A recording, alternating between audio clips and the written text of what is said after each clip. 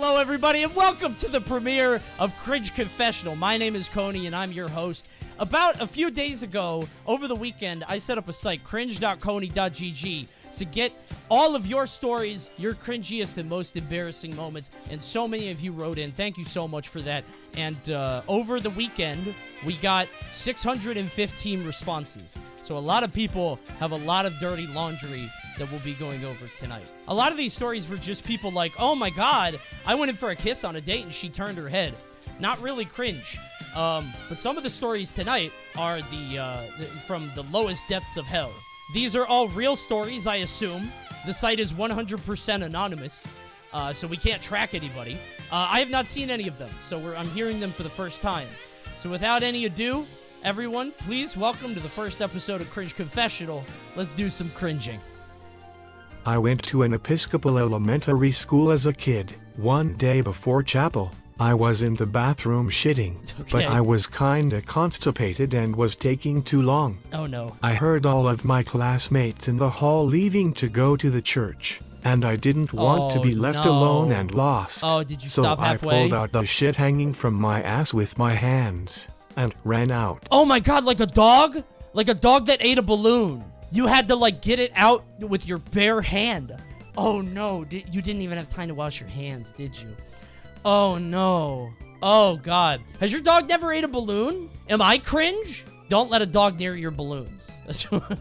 they big fans of that. I heard all of my classmates in the hall leaving to go to the church, and I didn't want to be left alone and lost, only to find out that my class had not left yet. And I ran back into my classroom with shit all over my hands. Oh my god. I was the laughing stock of the damn third grade. Third grade? You were gonna know those people your entire life. Oh my god, that's awful. Oh my god. Oh god. You thought you heard that? Oh my god.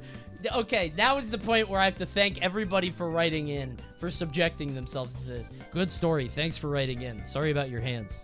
So I was in this creative writing class when I was in school, and there was this girl I sat next to and we got along but weren't really friends or anything like that. Oh god, did you have a crush? Anyways, one day I come into school pissed because I stepped in dog shit that morning and it's in like the final 2 weeks of the semester, so I guess she just said fuck it and was gonna ask for my Snapchat or number or whatever in the hallway after class. But I was still kinda mad, so I unintentionally said what? What? In a really rude way after she said hi and she just gave me the stink eye and said never mind and walked away. No. Anyways. No, that's bad. It didn't even have to do with the dog poop. I thought you would have smelled bad. She was willing to accept you despite your smell. She thought you stunk like shit. And she still liked you. You fucked up. She was the one. Like a year and a half later, my sister comes home from work, and she mentions that this girl is her coworker. No! And my sister was talking about her family, and when she mentions me, this girl says she used to like me, but I was really rude to her for no reason. Oh, no way! That's a real story. Oh, God. That happened to someone. Oh, God. No. Oh, man. Happened about 16 years ago. Okay. I was like 7 and my brother was 9. Okay. We were playing in the living room and liked to play make-believe. Ooh, don't we like decided that. to play vampire. One person played as the vampire. The other ran away from the vampire and tried hiding inside the house. Morbius origin story. I didn't see the movie. I jumped on top of him and proceeded to suck out his blood from his neck. Not that bad. I don't quite remember exactly how long it was, but we continued playing our game until our parents came back home. All right, sure. When we did, my mom exclaimed, "What happened?" My brother and I were confused by what they were talking about. Did you have She a hickey? said I left a big mark on my brother's neck. I gave my brother a hickey. Oh, no! He couldn't go to school for about a week until it went away. Oh, my God. Oh, no! I was handing out candy to kids during Halloween, and instead of giving kids candy, giving apples? I would hold out the bowl and tell them to help themselves. Oh, dude, I do this now because I don't want to hand out the candy. I do this because I want to be the cool guy. Because, like, what if I drop, like, a Smarties in their bag, and they're like, this shit sucks. I'm like, you're right, here's a Kit Kat, right? I want them to pick. Towards the end of the night, A girl wearing a witch costume knocks on the door. Okay. I tell her to help herself, but she kind of looks at me blankly. Oh, I see her holding her trick-or-treat bag in one hand, so I'm a bit confused. She does a little wiggle, and I notice that her left sleeve is just blowing in the wind. Oh, no. The sleeve is empty and this girl only has one arm. Oh, no. Her mom is standing behind her and she looks horrified. I practically dumped the whole bowl into her bag and wish them a good night. Oh, that poor girl. I haven't given out candy since, and it has been 4 years. Oh, that's so sad. She had a witch accident. Oh, no. She burned her arm in the cauldron. Oh, that poor girl. Oh, cast the wrong spell. That's so sad. Listen, I was in high school, too. I thought every time a girl showed interest in me, it was a trap. Swear to God. I've told this story on stream before. It was a Friday night. I got home from school, and I got a call from a friend of a friend. Hey, Coney, are you doing anything tonight? Because Angela is here, and, you know, we're all with her, and she said she'd really want to see you. And I was like, Angela's out with her friends. There are 4 women there, and only one of me. No thanks, harlot! And I hung up the phone. I don't know what I thought was gonna happen. How did you get married? Mallory was obscenely obvious. The way that we met was I had never heard of her before or seen her before, and she yelled at me from like 300 feet away. She yelled my name and said I was cute. And I was like... And then we went to go get ice cream. In 3rd grade I was eating a choc chip cookie and a bird shat on it, and I didn't realize and ate the bird shit. Oh boy, that's a good one. That's a quick hitter. Just a 1-2. Chocolate chip cookie, bird shit. Bow! Knockout punch. I used to have an aversion to swallowing my own spit. That sucks. Which often resulted in me having a mouthful of spit until I could spit it out somewhere. What the fuck? You rolled the worst perk imaginable. You can't swallow your own spit? That's so inconvenient. How do you go to the movies? You need a second cup. One time I was walking through the hallway at my school, and a cute girl told me she liked my shirt. I tried to say thanks but forgot I had a mouthful of spit, and instead just spit vomited all over the shirt she just complimented. I still think about it every night. Dude, okay, you remember how earlier I said I thought I had magic powers because I made the bird shit? If I was that girl, I would think I was a menace. I would think something I said made you project. I would think I was the grossest girl in the school. I made you projectile vomit. All she said was, nice shirt. Hey, nice shirt. Oh my God. The first sentence of this is going to paint a very dire picture. It was middle school, and my class was visiting the Holocaust Museum on a school trip. Oh, God. Hey, Vince put it in here. So if my career is over by the end of this, just know it was Vince's fault. You're fine, clueless. Okay. It was middle school, go. And if you've never been to the Holocaust Museum, you should know it's dead silent in there. I have been. Like nobody ever makes a peep. Right, there's a lot of reverence. Because, you know, the Holocaust. Right. There is this one section talking about the concentration camps. Don't make a gas joke. Right? Don't make a gas joke. And the floor is like granite or marble, or some really nice flooring material. Okay. And as my class moves on to the nice stone floor, I'm the only one whose shoes squeak. I mean, come on. And it's not like a quiet squeak. It's a whole scree, scree, scree, scree every time I take a step. Okay, wait a minute. I thought it was just one noise, but no, as you're walking through, it's just, oh, that is bad. No, that is bad. Everybody's saying it's not that bad. No, it is bad. You gotta take off your shoes. It's a whole, Have and some my respect. friend goes, this bitch walking like Squidward tentacles. Except it came out way loud and half the people around us laughed really nervously and the other half look all scandalized like, how dare you disturb the memorial for these oppressed people. And I could feel the museum workers' eyes just drilling holes into my skull. I was gonna fucking die.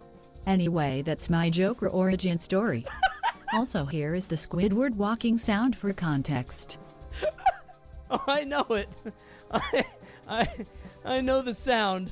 Please follow me through the Holocaust Museum. Right this way.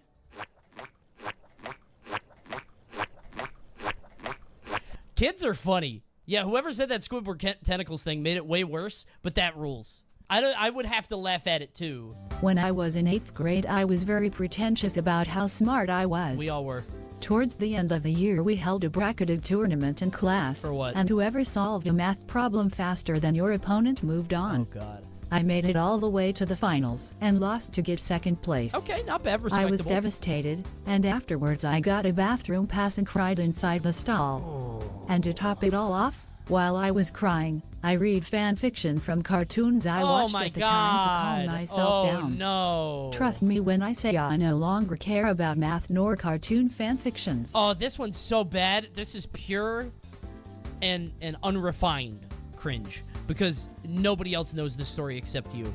Well, they might know you. Like, if you came out of the bathroom with your eyes still red, they might.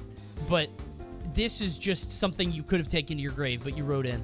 Bullying is okay sometimes. Yeah, actually, this isn't your fault. Some kid should have beat you up. I remember when I was in middle school, there was this girl I had a crush on in 8th grade. Always a good start. I really Young liked love. her, so I was willing to do anything in order to get on her good side. Anything? One day in class, we were goofing around since it was a free day, and she had a bag of different colored Sharpies. Okay. For some reason, this girl was obsessed with drawing dicks. A woman of ill repute, some would say. I could see a young girl doing this, though. Can't you? This feels very much like a girl that shops at Hot Topic and is like so XD random, holds up spork. You get what I'm saying? She asked me, and said, "Can I draw a dick on your hand?" And to which I replied, "Yeah, sure." Sure. Needless to say, I was ecstatic to have a dick be drawn on my hand if it meant I could get be it. closer Puppy to her. love, yeah. She was also somewhat of an artist, so it had some detail to it, such Okay, as I don't like this precisely anymore. drawn pubic hair, or a more refined shape. I don't like this anymore. This is bad. You gotta get out of there. Now it's cringe. The worst part about this story is that this is also how I learned about permanent markers, and was absolutely devastated over the fact that I could not wash away the dicks that were drawn on my hands. She got you. So I had to literally go throughout most of the school day with people laughing at me and thinking I was gay, because I had well-drawn penises that were permanently stuck to my hands. I guess in middle school that tracks. And at the end of the day, it was still stuck there until it disappeared on its own over time. That's nice. It also happened to give me a nickname that I was stuck with for the rest Oh, of my middle no. school career. Edward. Edward Dickens. Edward. Oh, man. You fell for the trap. That was the plan all along, was to make you Edward Dickhands, and you fell for it. There were many Edward Dickhands before you. You were not the first, and you were not the last. That woman is going to be making Edward Dickhands of young, naive gentlemen her entire life. One time while waiting for my bus home, I was approached by a couple missionaries. Okay. Small talk ensued, mostly about the school, Try to recruit you, classes, sure.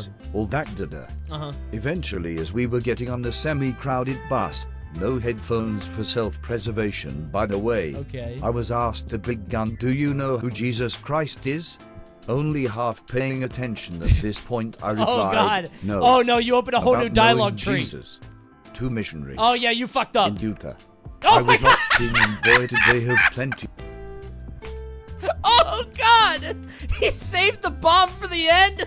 Oh, dude, you got locked the fuck in. Hey, I bet you learned a lot, though. I hope your soul is saved, brother. Your mortal I was soul locked is in, and saved. boy, God did they bless have you. plenty to tell me. That's incredible. Longest bus ride of my life. Oh, that's amazing. What an excellent story. The pause in Utah is so good. Please tell me he got saved that day. I hope so, brother. I hope your soul is saved. You know what's insane? Mallory she had missionaries come, and she felt so bad for them because, like, nobody was talking to them. She, like, invited them in. I got home from work, and there were two missionaries sitting on the couch. And I'm like, what the fuck's going on here? And she was like, oh, they're here from, I don't know, some Mormon thing. I'm like, well, I'm gonna go eat. Internet, 2011. Best of Newgrounds times. is booming with content. Webcomics are a nice hobby, and I'm an impressionable teen with a did lot you of do the computer full in real time. life? Is that what you did? So I start reading Homestuck. Ugh. Already cringe. Disgusting. Now, fellow readers and streamer, this Yeah. already can be considered cringe. Sure, but let me continue. on, sure. I can't recommend anyone read Homestuck today for many reasons, read but Homestuck? back in 2011, I really enjoyed it. Yeah. This was a comic with prompt commands, chat logs, guess. animated sections, I- flash game sections with explorable maps and battle system. Hey, for my generation, it was Homestar Runner. It's fine. I get it. What I would learn later on is that other fans take their interests very seriously. Very And seriously. even if the source of our interest was the same, our specifics were far from each other. This is a long All right, story. so now it's 2014. Okay, Homestuck yeah. hasn't updated that much. I'm working some jobs and it's basically out of my interests. Okay, sure. I'm doing a 2-hour commute back home from my job. It's 10 p.m. Then what? Some 15, 16-year-olds get on the bus and sit in front of me. I recognize instantly the grey makeup, the main Oh, character's did you try to logos. connect with them? These are Homestuck fans. Oh, no. This was the first time I've met my anyone else who God. ever read this comic. And at my 21 years of age, I take the terrible decision to say, oh, you guys read Homestuck. Oh, no. At first that was nice. They are ecstatic to find another fan on a bus, and I try to talk You about gotta how hide your impressive power the level narrative no matter is. where you are. These teens pull a school laptop and proceed to show me rule 34 of every possible fanship, of every character, side the character, fuck? and act Nicolas Cage, every combination possible, for another hour and a half. Oh, my God. The rest of the slow, tired passengers of the bus Oh are my looking God! at the 21-year-old Holy adult fuck, as he's the on the three fucking teenagers bus show on him public so smart. transportation! This is probably a crime somehow. I'm just trying to get home and wanted Dude. to throw some fan theories around. Oh, my God. How Get do off they the have bus. so many pegs in this school laptop? Get in the school laptop! I get off at my stop. Jump off the I bus. never discuss Homestuck with anyone again. Nope. Holy fuck, what a story. Kids are so weird. How could you have known that that's what the 16-year-olds are into? They're shipping characters for an hour and a half. Dude, I don't tell anybody what I'm into. I really don't. I had one guy when I was at Disneyland. They were like, is that a Lisa tattoo? I'm like, no. No. Bro, it's Lisa. That guy had to have been cool. That's what you think until he busts out the laptop with Rule 34 of every character in the game. There are a lot of characters in Lisa. I'm not going through that. I want a part of no fandoms. God damn, what a story. You know what? Thank you for all the build-up. That was worth it. It was 2015. I was around 13 years old. Okay. This was right at the height of Game of Thrones popularity.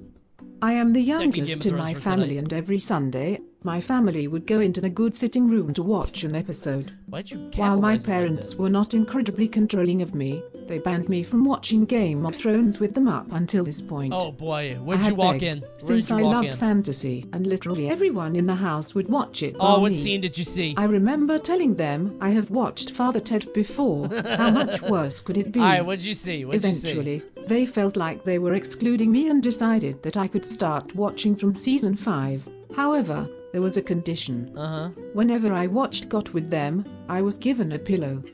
At any point my mother could say, pillow, and I would have to bury my face in the pillow until I was given the all clear. Aw, that's a cool mom, I think. Then he died. One of the scenes was, it was just the famous 45-minute long sex scene. 45 minutes of Daenerys and Jon Snow just getting it on an entire episode. Kid just died and went to heaven.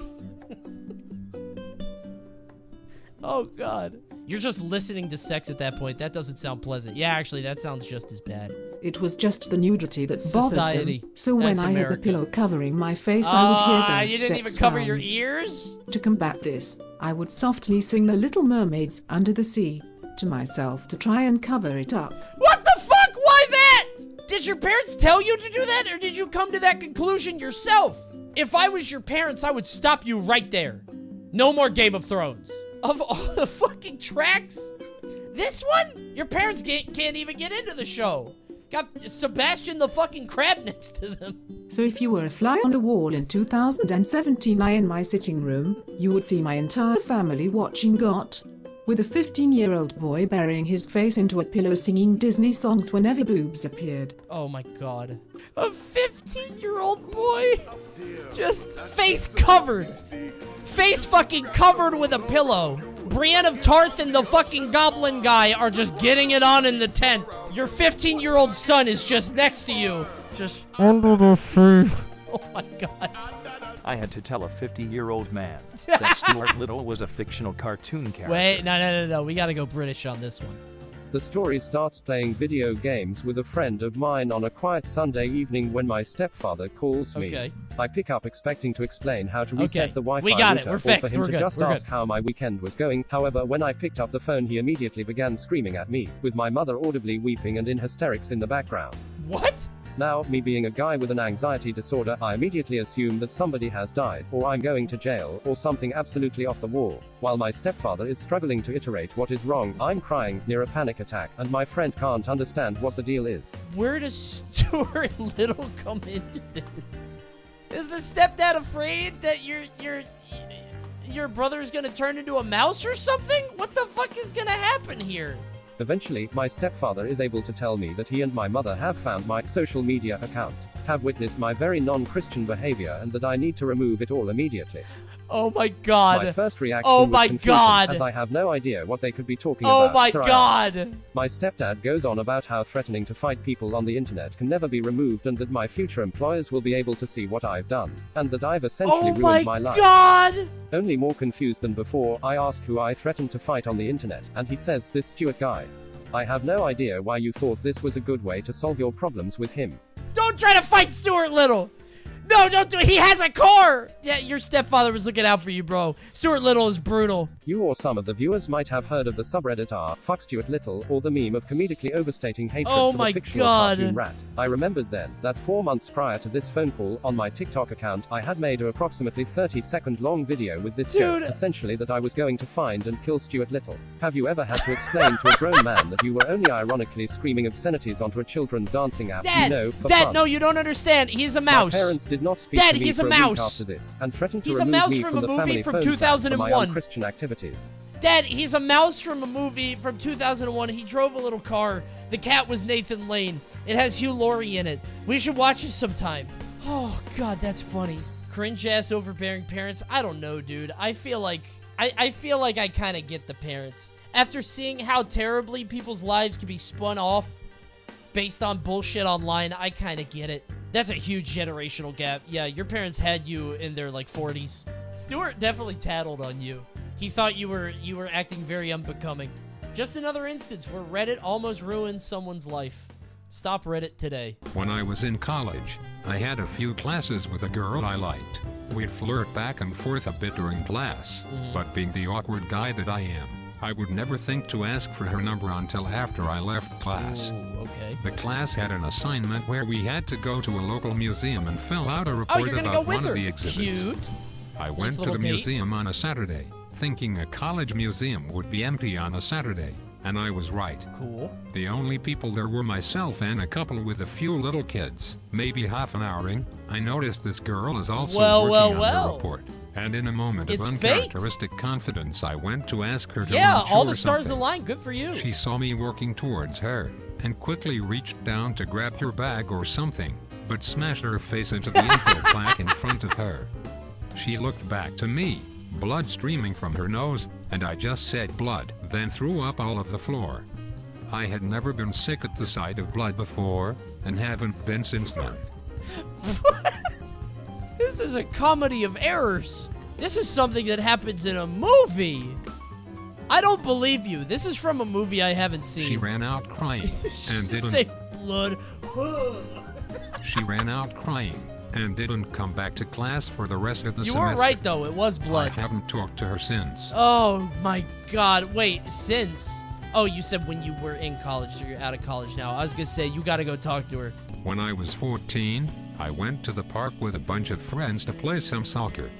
We played on a patch of grass near where a bunch of swings and jungle gyms were, and there was a ton of other kids there.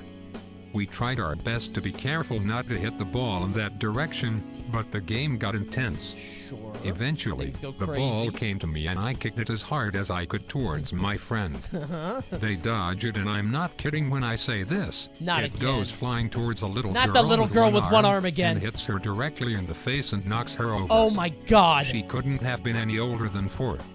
All of us are like OSHT, and I feel guilty as hell. Oh, dude, it's her again. Run over to help the it's little the girl same girl. Suddenly I hear screaming. This girl's mom runs frantically towards her, while screaming, "What have you done?" Oh, and curses at me non-stop. Oh, no. I plead with her and tell her that I'm so sorry, but she screams I don't care, and picks her child up, who seems fine. Shit.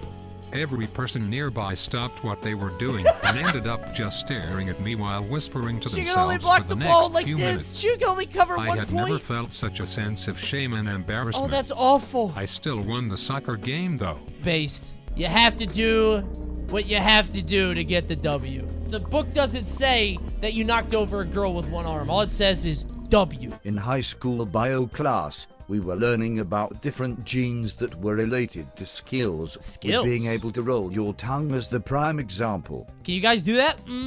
Are those genes? Oh my God, it's part of my core, my soul. It's my DNA. I can't. You can't do that. Oh, you got a soft-ass tongue. Can't even do a muscle stretch. Is whistling a gene? Or is that like mouth shape? Because I can't whistle. That can't be a gene thing. That's a skill issue. No, it's not. Dude, okay. I was watching Bubble Guppies with my 2-year-old the other day. And they were talking about whistling. And they said that everybody could do it. And I wanted to go through the fucking screen. I wanted to headbutt my fucking plasma TV. Thank God she can't remember that. Because she would have trolled me for the rest of her life. Daddy, why can't you whistle? Her mom can whistle. My wife can whistle. I can't whistle. I raised my hand and said in a confident manner, and whistling is also based on genetics, right? No. And my teacher was like, no, it's a skill that anyone can do. And the whole class laughed at me. Oh, what the fuck? Are you serious? Your teacher's a fucking bozo. Your teacher's a fucking clown. Fuck that. She's the cringe one. What the fuck is that? The teacher fucking lied.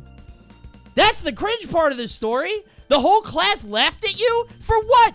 No, I can't believe that. That's actually absurd. I raised my I still can't whistle. No, brother! Brother! Or there's a 3% chance you're a sister. Oh my God, we are the same, you and I. Oh, man. Chat, press 1 if you cannot whistle. Right now, please. If you cannot whistle, press 1. Look at everybody in the non-whistling army. That's amazing.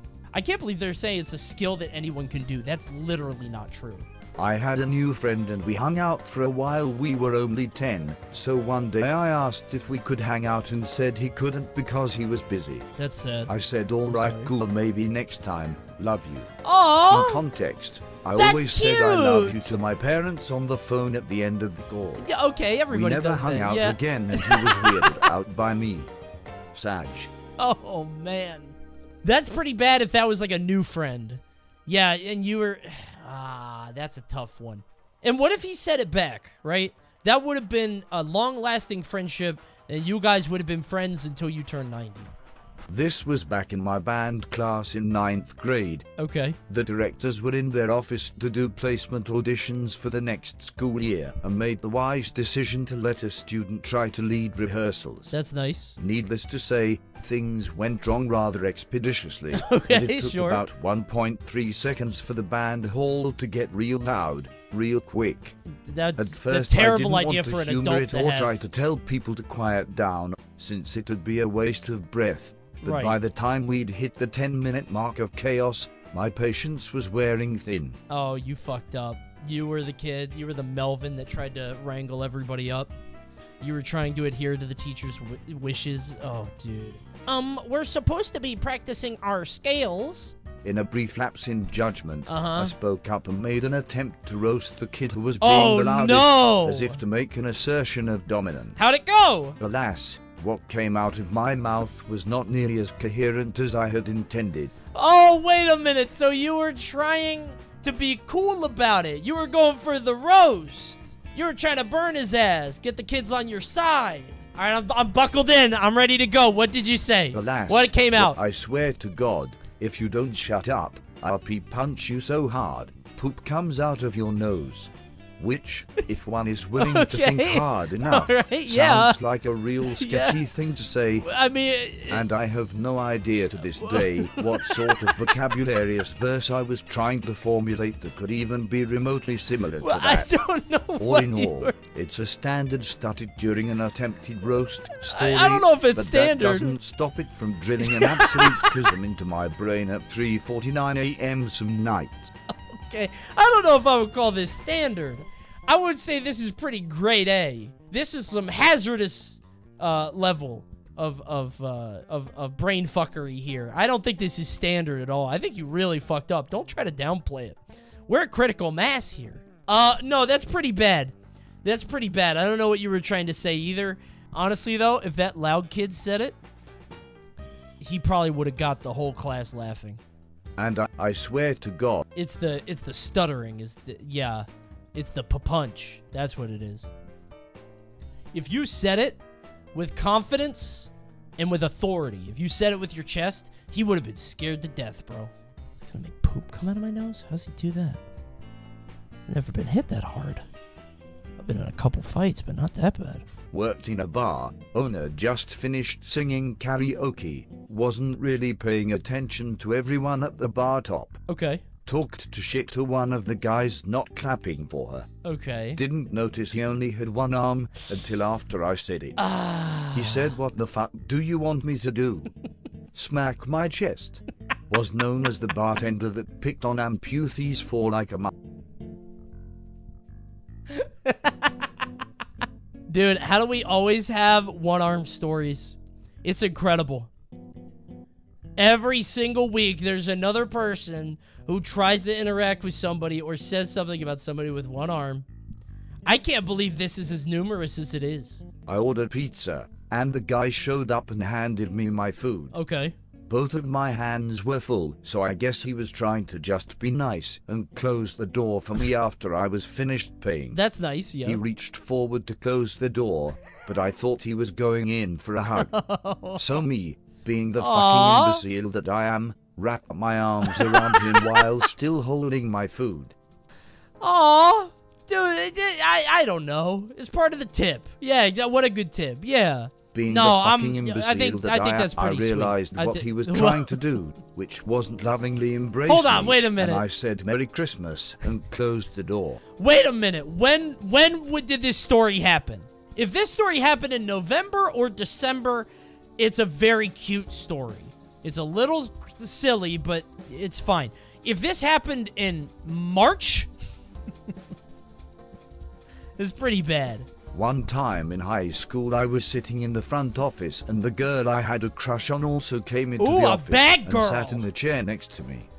I glanced over at her and noticed there was a large spider crawling in her hair. Save her! This was probably the perfect opportunity to finally talk to her, which I had been wanting to do for a while. Did you some smack her? repertoire with her and be somewhat of a hero in this moment. Did you smack her? But I was too shy and didn't say anything. I just let her walk away with a spider in her hair.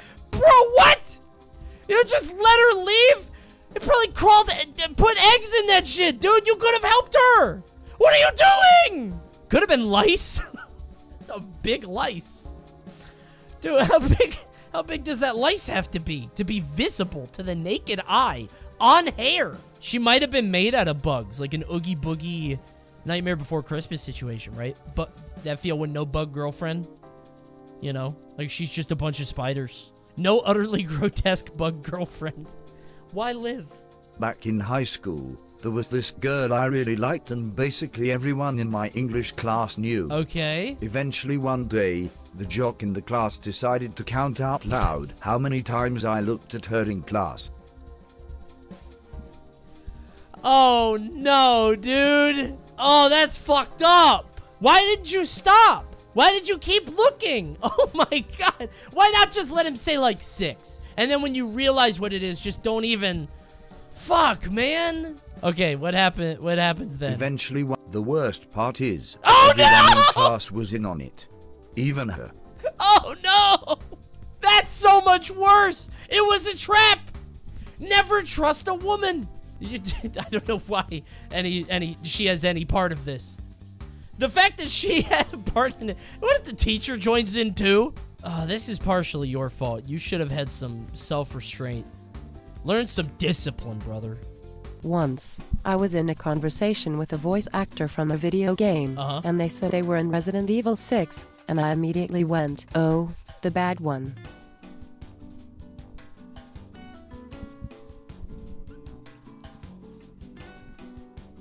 That's the end of the story. Honestly, dude, that's sick. That's really good. I love that story. They had to have a sense of humor about it, right?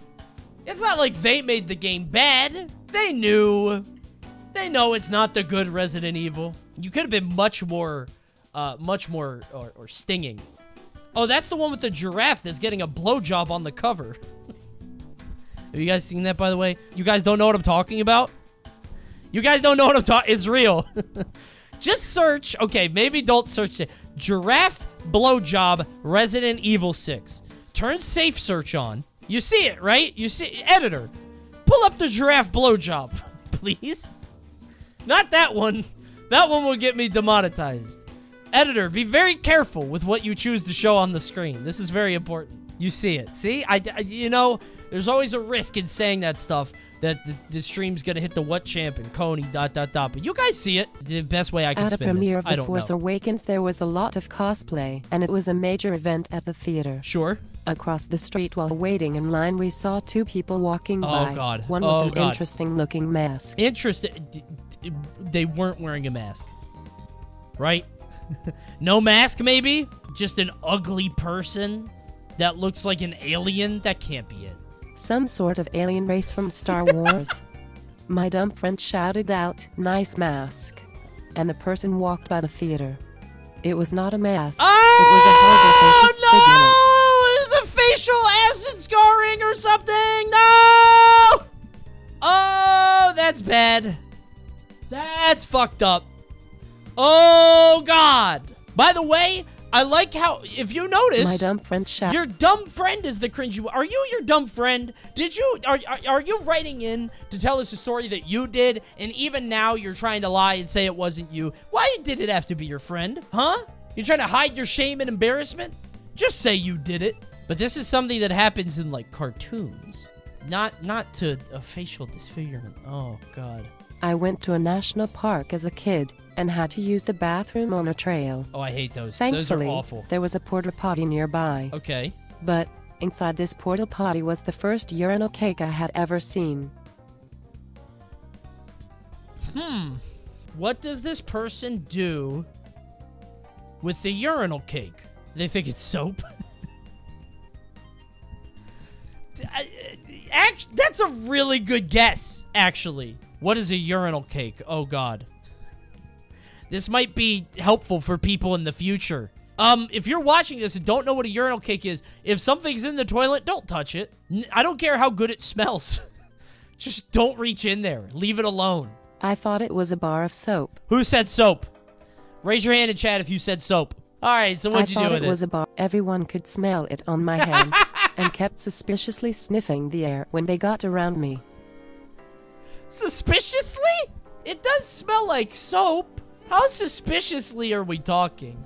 Like, are they turning up their noses and, like, looking your direction? How strong do those things smell? Extremely. Probably from a couple dozen feet away, I would say, because you got to fill up a porta potty with the scent. Find a river. You got to wash your hands like a raccoon or something.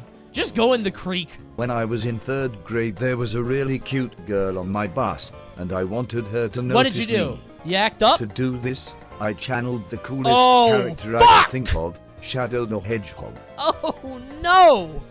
Oh, no! Oh, no! That's so bad! Become the character. Shadow the Hedgehog. Let them inhabit your body. The lyrics to all of me from Shadow's hit game while staring out the window of the bus for a few weeks. Oh, no! No! No! I need a little bit of, I need some context. This is you on the bus, huh? This is you on the bus, right?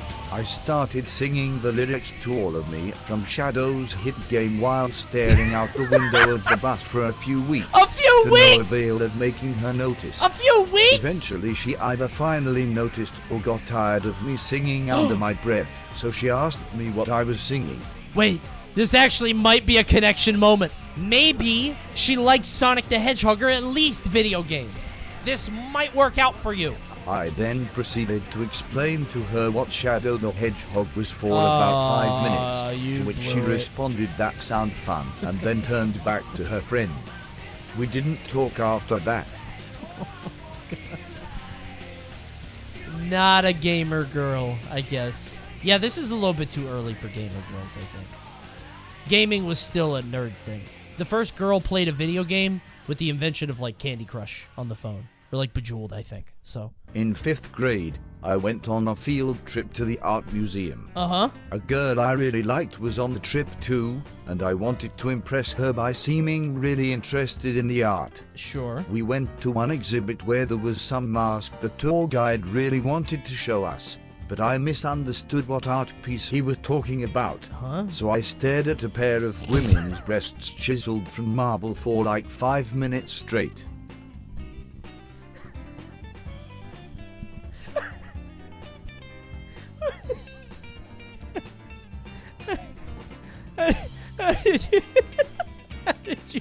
How did you get it this wrong? How did you get it this wrong? He's talking about a mask. You just look like a weird dude, if I'm that tour guide, I would be calling your fucking parents. Oh my god, dude. You're trying deeply to make some, yes, I can really see what the artist is going for here. Excellent form on this one. Yes. Delightful. So I stared at Holy eventually shit. I figured out he A was true talking about the masterwork. mask and realized what it must have looked like. Yeah, pretty bad. I turned red and frantically looked around, and sure enough my crush was the only one looking at me. She didn't look mad or disgusted. The only way I can describe her face was disappointment. She thought she's just an object. She thought you see women as only object, just staring at that. He's trying to talk about a mask, you're just looking at the chiseled sculpture. Unbelievable. The statue was an object. Yeah, well, yes, but you know, what does the statue have that I don't? Well, if it's in 5th grade, probably breasts. That girl was probably feeling self-conscious. Dude, honestly, again, tour guide's at fault here. Why isn't he taking you by the hand? Like, what's going on here? Analyze. What the fuck is this kid up to? When I was little, I always wore the same Mario baseball hat that said "Game Over" on it with a cool-ass Goomba on it. Hold on. Oh, damn, this is cool as hell. Oh, hell yeah. That hat go kind of crazy. Wait a minute. Out of stock at Walmart. This shit flying off the shelves. My great-grandpa had died, and I didn't really know what death was yet, so I wore it through the entire funeral service. Bro, come on.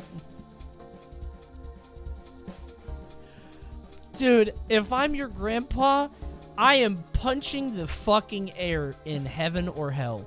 I am so fucking mad. I had raised a lineage that would not tell my great-grandson to take off his fucking hat.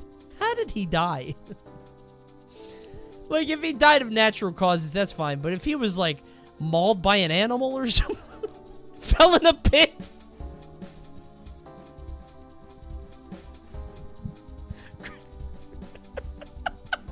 Game over, Grandpa. Someone jumped on his head. Oh my god, dude.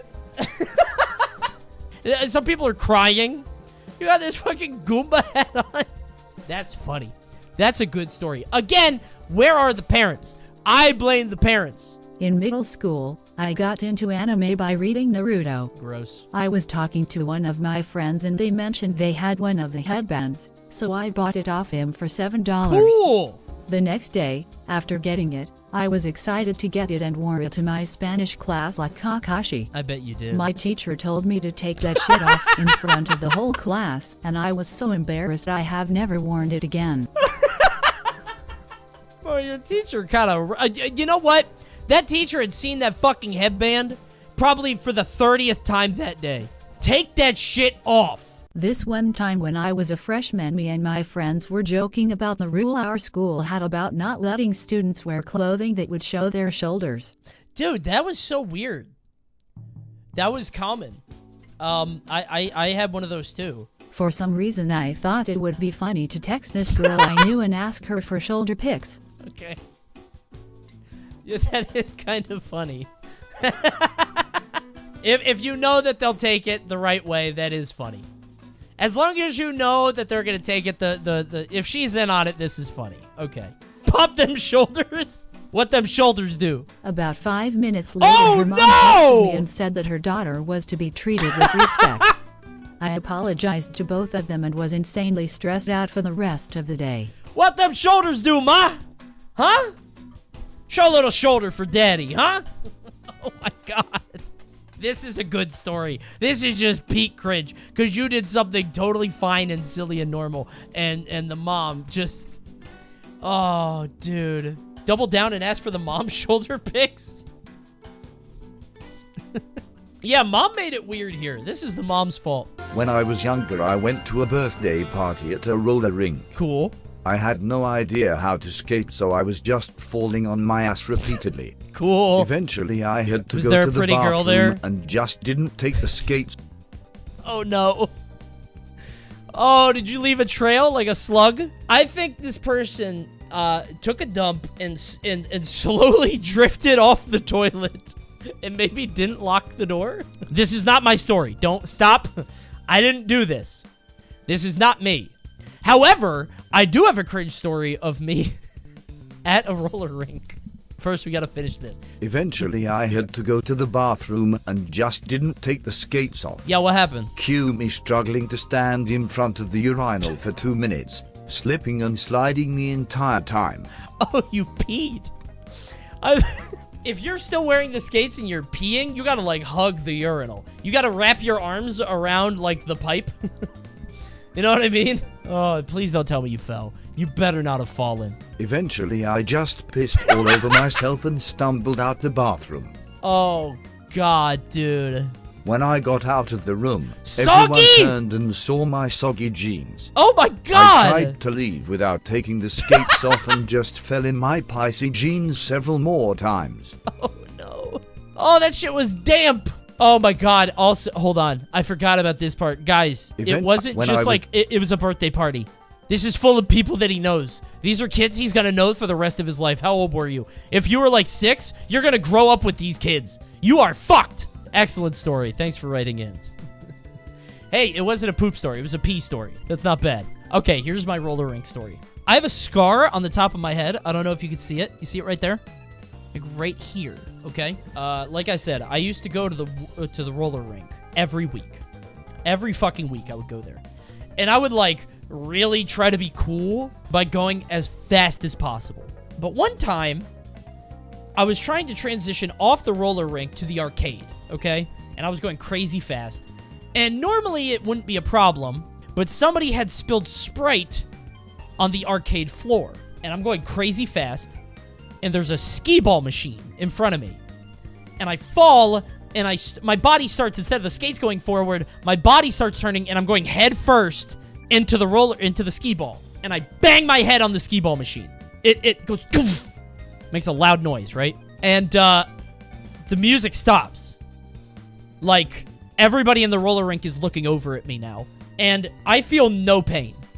Seriously. I think it's because I was going so fast. It's the adrenaline, like it's pumping. I feel nothing. There's nothing wrong. But everybody's staring at me, and I'm like, why is everybody looking at me? I'm fine. I'm okay. And I, like, put my hand up. And as I put my hand up, as it's going up, I feel something hit my hand. And I look down, and it's just dark red blood. Dark red. Like I hit a fucking artery in my head. I don't know if that exists. Really bad blood. But the embarrassing part comes in that Around this time, I was really into the WWF. I was a big fan of professional wrestling. And Mankind was like the guy, right? He like would take these bumps and have a tooth going through his nose. I felt no pain. I felt like I was Mankind. I sat there while people were like trying to help me, like the nurses and the people trying to like, you know, and I was like doing the Mankind thing where I'm like smiling, acting unhinged. I'm pretending to be the Joker, like I like the pain. I feel nothing. I enjoy it. Have a nice day! Just this psychotic 10-year-old acting like a cool pro wrestler. Who is psychotic, by the way, in character. They probably thought I was brain damaged. I was like smiling. I did this to make sure the blood would like go down my face, you know, for dramatic effect, for like the camera. There wasn't a camera, but I wanted it to be like a spectacle, you know? I was really milking it a lot. A theater kid. Yeah. I think I got 8 stitches. I'm pretty sure the skee-ball machine went off, too. Hold on. Do you guys know that sound the skee-ball machine makes when nobody plays it? Hold on.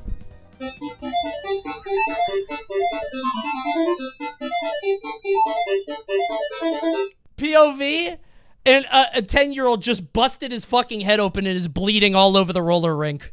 Summer at college, we have this Facebook page where people would post anonymous love letters. Cute! Because it was the first year, a lot of the love letters would have no name and be about how nice a person looks. Okay. I was the only person in my civil lane cohort to have brown skin, a beard, and green eyes. Ooh. One time, my friends told me in a letter that said, to the Indian guy who is doing civiling, you have the most beautiful green eyes. Okay. P.S. Stop trying to grow a beard. Because. That's funny. That's funny. They were just looking out for you. I was so taken aback by someone confessing to me for the first time and not knowing how to take a compliment. I wrote, I'm not Indian XD, and hit enter. With the XD too? It wasn't until I read the comments under the post that it was actually about this Indian guy in his second-year cohort. Okay. Other people realized too, and I, of course, got clowned in the replies. Oh, that's It's not so bad, but it became a meme where the next few love letter posts would have people commenting, I'm not Indian XD, or I am Indian, crying. You shouldn't have told this story. I feel like chat might start doing this now. I think chat I don't know what application it would have, but chat might be pretty inventive with this one. You should not have told us this. That's a good story. This is a good one because the stakes are low, but you know that you fucked up and everybody knows who you are now and they're all laughing at you. There was this one freshman in high school who was always playing on his Nintendo 3DS. Okay. He was in one of my classes and was showing the girl sitting next to him his Pokemon collection. He showed her the Pokemon Gardevoir and said, yay, Gardevoir is pretty hot, isn't she? Ooh. Ooh. That's pretty bad. We're only halfway through the story, though, so buckle up. There's all kinds of things on the internet about her. Okay. The classroom was also dead silent at the time, so everyone heard him. Oh! I needed to excuse myself to the bathroom as I couldn't control my laughter. Oh my god. No way. I believe you. A lot of people are gonna be like, oh, that didn't really happen. I absolutely believe you. That kid was trying to bond. That kid leaned over and said, check out this hot Pokemon. You should search for her on Google. Do you think that kid feels any shame? Do you think he feels bad about it? Like the kid that said that. I feel like if you said that, I don't know if you have the capacity for human shame, right? When I was around 4 or 5, I thought the word lesbian meant a large group of women. What a way to start this one! What a way to kick it off! I like that! Like a herd? A murder of lesbians. Anyways, I went out to the mall with my family and I happened to notice a women's clothing store that had a line full of women waiting to get in. Okay. For all honesty, I have no why I did what I did after, but I yelled at the top of my lungs, damn. Look at all those lesbians. My dad was really close to losing his shit and my mom had to take me aside to explain what the actual meaning was.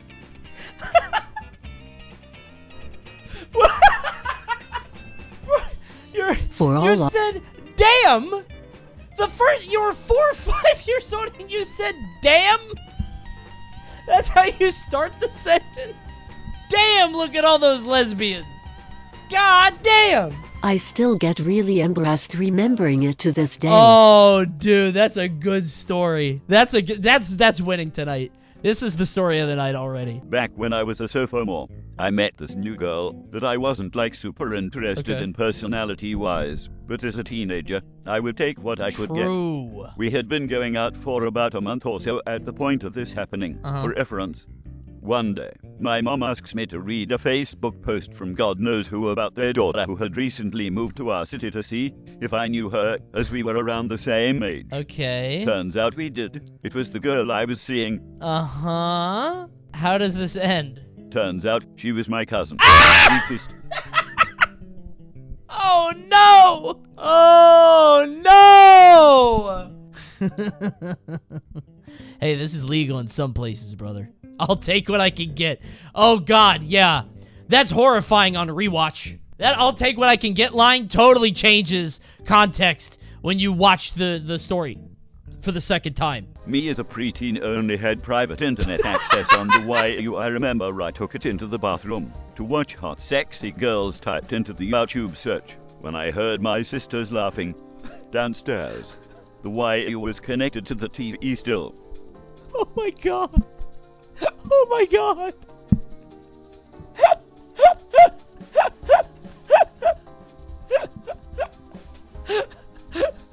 Your family member takes the Wii U and goes into the bathroom and you can see what they're doing on the family TV. Okay, you're the sisters and you just see slowly across the screen hot S-E-X with creeping horror. You see the letters slowly filling in the search bar.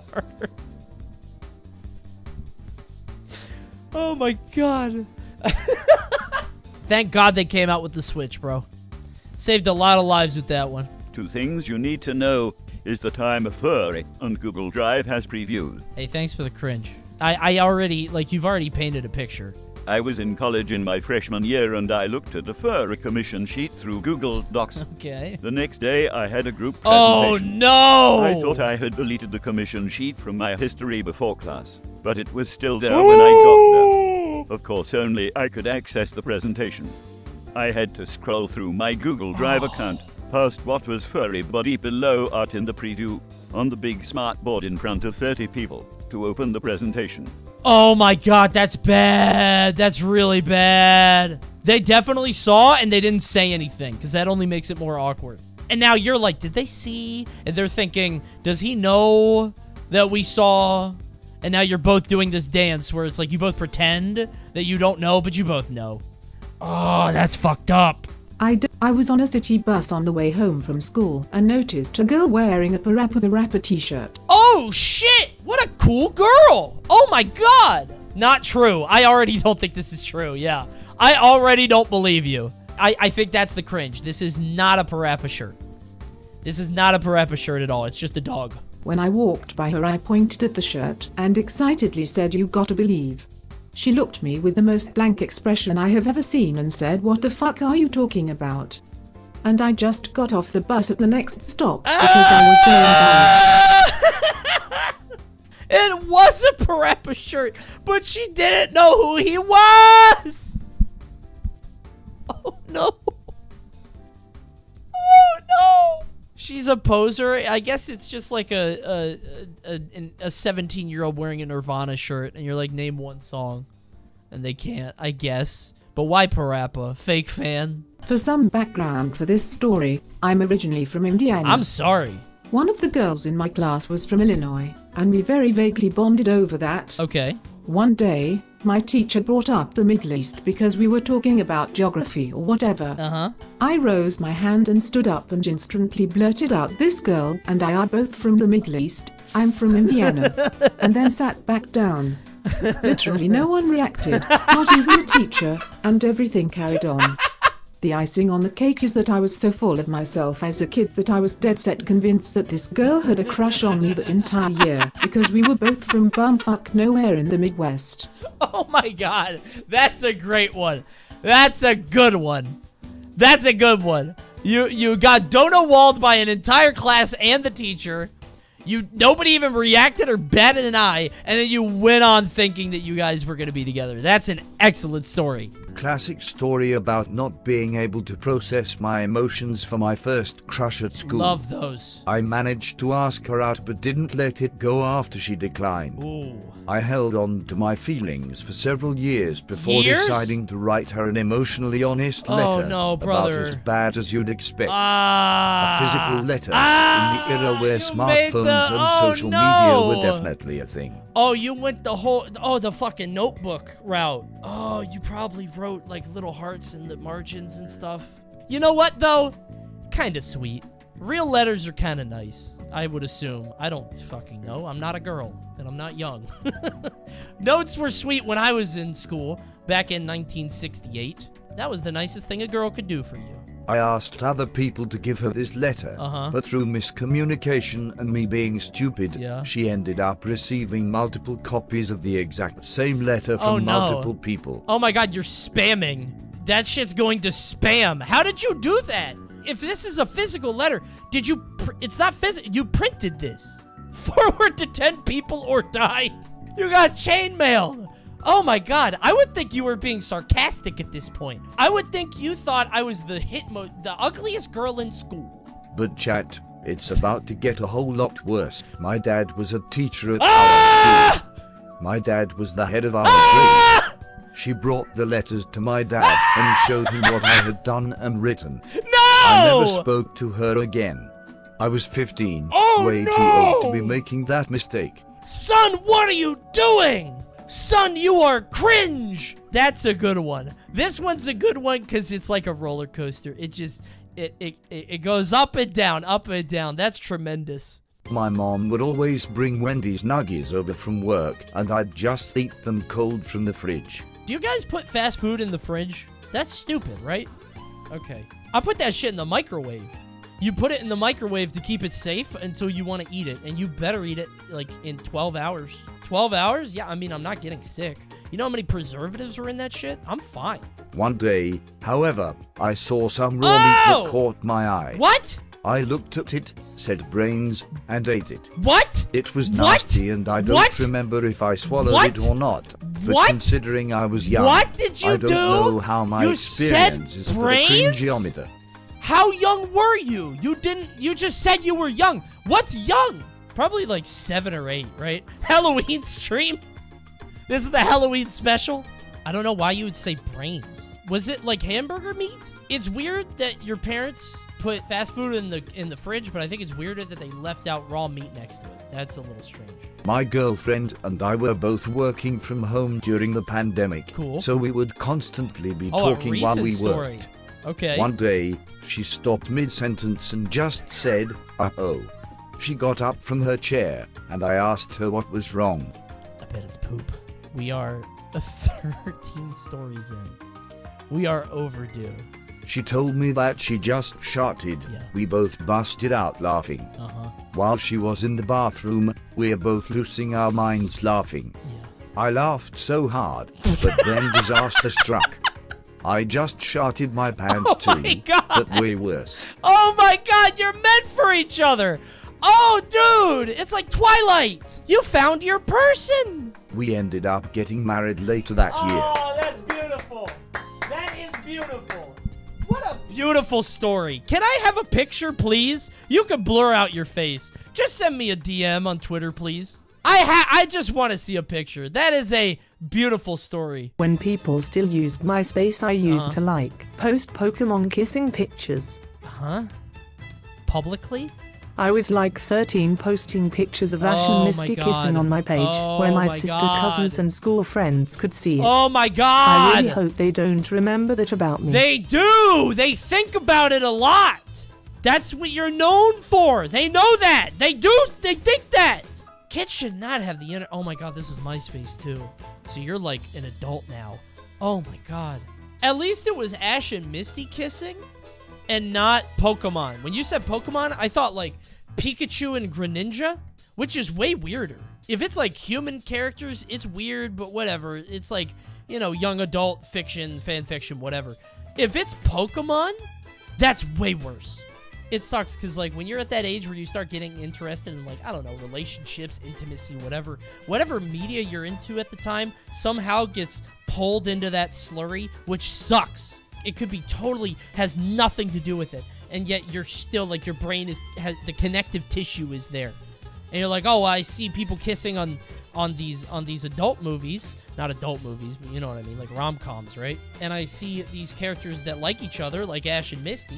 They should kiss, you know? When I was 10, I was really into drinking carbonated fizzy sparkling water, or whatever you call it. A bougie-ass kid. One day during this phase, while waiting in my mum's car, I noticed a cup of carbonated water was in the left cup holder. Vodka? No way. Spit? No way it's spit. I don't think it's alcohol. They're driving. That's a sad story.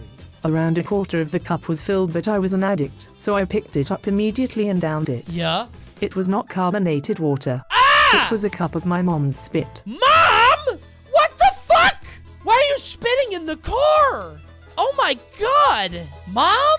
Upon realization of what I had done, I threw up all over the passenger seat side of the car and cried for hours. Oh my god! It has been 8 years since that incident, and I still gag whenever I see carbonated water. Oh my god! You got Freuded! You got Pavloved! You got some psychologist!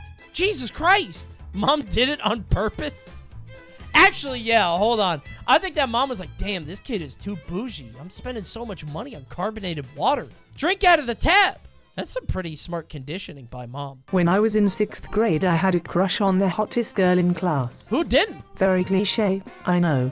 By that time, I was hooked with Diary of the Wimpy Kid, and I used to read the books during lunchtime. Oh, man. On Valentine's Day, I decided to gift my crush something special, so I bought a copy of Diary of the Wimpy Kid. How cringe is this? I've never read the book. I'm seeing the chat react unfavorably. I don't think they agree with your decision here. It's a nice gesture.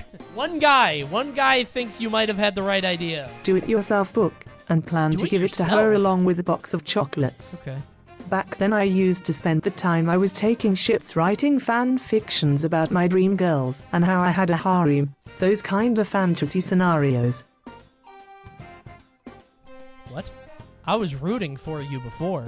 You watching a lot of, Tenchi Muyo? Is that the show?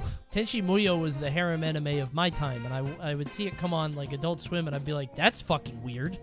Why do you know about the show? Because I remember how fucking weird it was that people watched it, including my friends. But I know there's like a billion more, right? Somehow I got my already written book mixed with the new one, and when it was time to exchange gifts, I had to watch as she opened the book and started reading my fan fiction about me with every other girl in class out loud. She threw the chocolates away without even opening the box and posted it on Snapchat. To this day I get goosebumps just thinking about what the hell was going through my mind back then. Oh my god, that's terminal. This might be the worst story we've ever had. Oh my fucking god. Oh my god, it was on Snapchat too? She posted it everywhere? Oh my fucking god. Nightmare. Actual nightmare. I would slam my head on the blackboard as hard as I could until I forgot what happened or died. You need to fucking disappear. You need to vanish. Go into witness protection after that. Oh my fucking god. This might be the worst story we've ever had on the channel. Oh my god. What grade was this? 6th grade? Oh my god, you're only halfway through school. These kids are gonna know you the rest of your life. Move. Beg your parents to move. Whoever you are, please don't tell me who you are in chat, because I'm gonna look at you differently. Like, some people DM me and they'll be like, oh, that story was mine. When I went to Utah, a few people were like, oh, I wrote in. I was this story. Don't you ever tell me that was you. Hey, this is going on YouTube. Comment below if that's the worst story you've ever heard in your fucking life. When I was maybe 8, I went to a local arcade with my family. Okay. At the time I had a bad tendency of wandering off, and it didn't take long for me to notice I couldn't find my family. Yeah, you I thought looked for a somebody while else and was started to your panic. parents, didn't you? Eventually, I see my dad Yeah, from far away it's and not bolt your straight dad. towards him. I I reach him and yell, "Daddy, see I this found from you," a while mile hugging away. and kissing his arm. Oh, that's cute. Oh, that's not your I dad, reach is him, it? I look up and realized my error Yeah, very quickly. Yeah. This of man course, just of had a course. similar shirt as my dad, but it was obviously not my That's dad. not your dad, right? The man and his Yeah. friend was looking at me with the His most friend? confused look Oh, on their God. faces. I ran off and found my family shortly afterwards. Okay. To this day, I'm not sure how I messed up that bad, cause not only did he look nothing like my dad, Yeah. I was a white kid doing all this to a black man. Oh my God. Okay. All right, you know what? I'll give it up for that. I'll give it up. You got me on that one. I thought I saw everything coming. I was like, yep, not his dad, obvious. So clear, it's not his dad. He's walking. You really shook me on that. The innocence of youth, truly. Oh, here we go. You could consider this cringe, but I'm weirdly proud of myself. Oh, well, you want to challenge me like that, huh? So my You school threw down the hosted a gauntlet. school talent show last summer, and for like 2 weeks I was scrambling about what I would actually do. Sure. As the day comes closer and closer, I kind of think about doing some popular dances over the TikToks, years, yeah, since sure. it would be easy. But Okay. after realizing I couldn't even moonwalk the day of the contest, I panicked. Uh-huh. Apparently, the day before the contest, they did a wheel decide on who would Oh, pass first, and I was the no. lucky one. I ask him if I really got a pass first, and he tells me yes. Oh, Then no. I go to a room where a bunch of other contestants are preparing. I stress this and is stress pretty- and this is stress. pretty fucked And up. of course, Yeah, this is it's bad. time for me to perform. This is bad. I walk to the mic and I feel so heavy. I'm supposed to introduce myself and talk about my interests, don't have a but I talent. just want to get on with it, so I just say my name and I'm about to rap. Oh my God. Oh, I feel like you picked the hardest thing to do. You couldn't just sing happy birthday or something?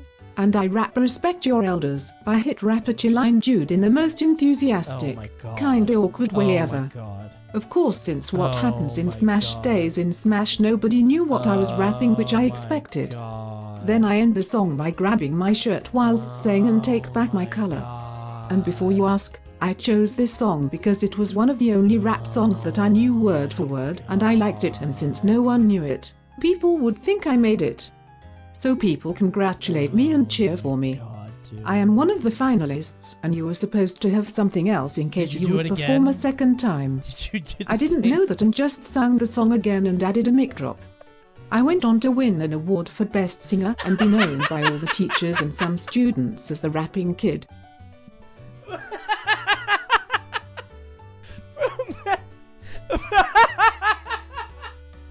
Okay, so imagine, right?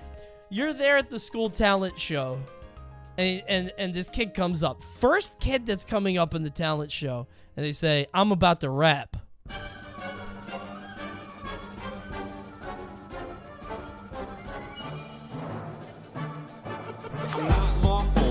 And the song goes on, right? You know the bit. You know the song. And then later, they say, okay, it's time for the finalists. Here comes the rapping kid. And he comes up to the mic and he says... the fucking song again. Honestly, that's a very good story. I'm not proud of you. I'm not proud of you, and it is cringe, but thank you for writing in. I'm so glad I read that. One time when I was 14, I went on a rugby trip to play games in the UK against good clubs and teams. Flex. We were travelling in a bus and staying in hostels and bunk houses. I've never stayed in a hostel. That is a uniquely European experience. What's that like? They sound gross? Yeah, that sounds disgusting. It's like summer camp? Yeah. One night, me and 5 other boys are in our room after lights out, cracking jokes, being outrageous, Outrageous? and in general saying some outright slanderous things. Outrage? I don't know why that word is so funny to me. Me and my mates are being outrageous. We're in the hostel being outrageous, being damn right slanderous. Okay, what happened next? I think this is a slower moment. I think you said something you shouldn't have, and somebody walked in the room. In the dark, I grabbed my bottle of Yope and made the gesture of shoving into my own ass. Outrageous! It was a good laugh. The next morning, one ratty kid told everyone else that at night I fucked my own ass with a Yope bottle and got IT out my bithole. How did the TTS get an accent? What a British story. What is a Yop bottle, by the way? Oh, Yop is a drink? Drinkable yogurt. Yoop. Yoop. Right up the butthole. No matter how much I defended myself, the kids were relentless with the teasing, and I was known as Yopass for at least 2 weeks. Sure, yeah. I mean, there's always like a very fine line when you go outrageous and do slanderous things. Like, you can't go too far or all your mates are gonna make fun of you, right? I feel like you gotta be a little bit, you gotta hold back a little bit. There's always one kid that takes it too far, and I think that was you. Pretty cringe, honestly. When I was 17, I was in a prestigious singing program that only selected 8 students from the entire county. Wow, look at you! This girl named Laura and I in the program were given a duet, and we spent time outside the program to practice it at her house. Blossoming romance? She asked if we could go see a movie, and I said hell yeah. Hell yeah! I'm waiting at the mall, and her mom's car pulls up to drop her off. Cool. Laura steps out of the car and looks absolutely gorgeous. Oh, like a dream. Really dressed up and pretty. Mocky-up looking perfect. You showed up in your pajamas. The fall is gonna be yeah, you showed up in pajamas and a Super Mario t-shirt. There's 2 problems though. I didn't know this was a date, and I already have a girlfriend. Well, well, well, now you got 2 girlfriends! I figured the best strategy would be to just immediately let her know I messed up and explain I have a girlfriend and apologize for the misunderstanding. That's so tough. She just... Oh, do you tell her at the beginning? Oh, man, what do you do here? Why would you go see a movie with her? Yeah, you lacked foresight here. You know what separates the animals, us from the animals, is like being able to know how an action now will affect us down the line. Are you a pig? Are you a human being? You should have known this would happen. I wouldn't get the chance to do it that way. Why not? I get a phone call. It's from my girlfriend. What? I can't remember what it was about, but I remember saying I love you.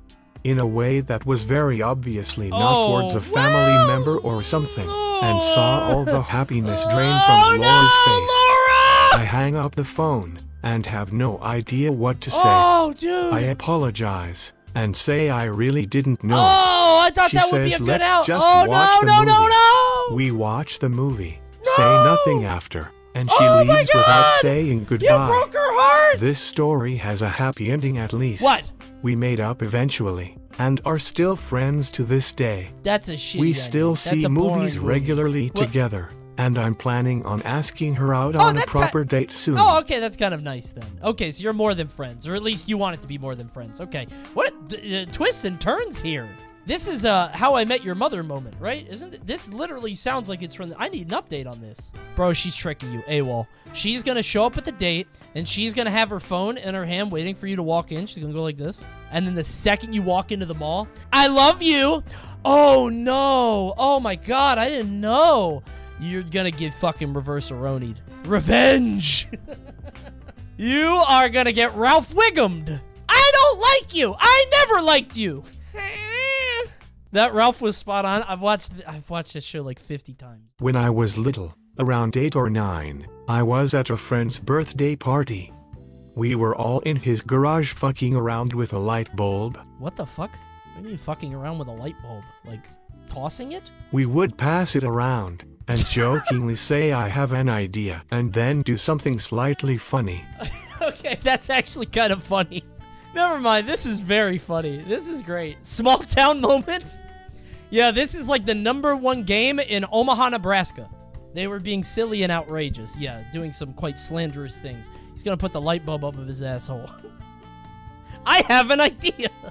That's not a cool idea. I don't know why, but little kid me decided I was right. to take the Don't do light it. bulb, say I've got an idea, then proceed to throw the light bulb on the ground and shatter it. You ruined the game for everybody. Not only was it not cool, you also ruined the game and you could injure someone. Directly afterwards, I frantically pleaded for everyone not to snitch. We left the shattered remains of the light bulb there, and I never heard anything about it again. This is very much a little kid moment. where you and your friends are having fun and you maybe get a little bit too excited and then you do something that ruins it for everybody. Same with the guy earlier, actually, with the yacht bottle. This is the same story. It's the same thing here. A little too outrageous, a little too excited, too much cake and ice cream at the birthday party. Hey, Coney. Hi. One time when I was around 6 years old, I was watching a Disney Channel original movie. The commercial break had just passed. I really had to pee, and I was so infatuated by this movie. Okay. I cannot remember what this movie was, or what was so interesting about it, but I could not take my eyes off of it. Okay, we had a good run. We made it an hour and 10 minutes into the stream, but unfortunately, I think our time of excrement-free viewing has come to an end. I'm panicking. I have to pee, but this movie is just so good. I can't miss a second of it. It's a Disney Channel original movie? It's not even an actual Disney movie? High School Musical? Brink? Even Stevens, the movie? So we have to remember, this had to be before like DVR or pausing live TV. What could it, Lizzie McGuire? What could it be? And then, it hits me. The closet. No. I decide to piss on my closet floor and continue watching the movie. Why? I am a genius, I think to myself. What the fuck? Wrong. My mom found out the next day, grounded me for a month, put a sign on my closet door that said, "Do not pee in the closet." That was too high up for me to reach. My closet had a residue pee smell for a while. I had friends come over who saw the sign and my mom had to explain it to them as well. She wouldn't take it down for your friends? Oh my god. She wouldn't even take it down for your friends. She wanted you humiliated. She tried to ruin your life. What kills me is she thought that was necessary. Like you were gonna go do it again and you see the sign, you're like, right, yeah. Mom, please take the sign down. Mom, please. Mom, you don't understand. Shia LaBeouf is a vision in Even Stevens, the movie. Why did bro not pause the movie? See, this is a generational diff. You don't understand. Yeah, I don't know what the play is here. I really want to know what the movie was. I've never been this excited to watch a movie, let alone a Disney Channel original movie. When I was 8, I went to a water resort with my family. After a few slides and time in the wave pool, Kalahari's fun, by the way. We saw one water slide that was normally extremely packed with a really short line. Somebody dumped I had to use the bathroom pool, right? at the time, Oh my God. but I knew we couldn't miss this opportunity, so I tried to hold it in. Keen, I want you to know you did a great job tonight, but you can't avoid it. You can't avoid it. Maybe you should have spaced them out a little bit, huh? 2 in a row, Keen? We can't hold it in. We held in the peace stories as long as we could, but now here comes the flood. Cut to near the end of the line, multiple flights of stairs up later, and my need to pee was becoming extreme.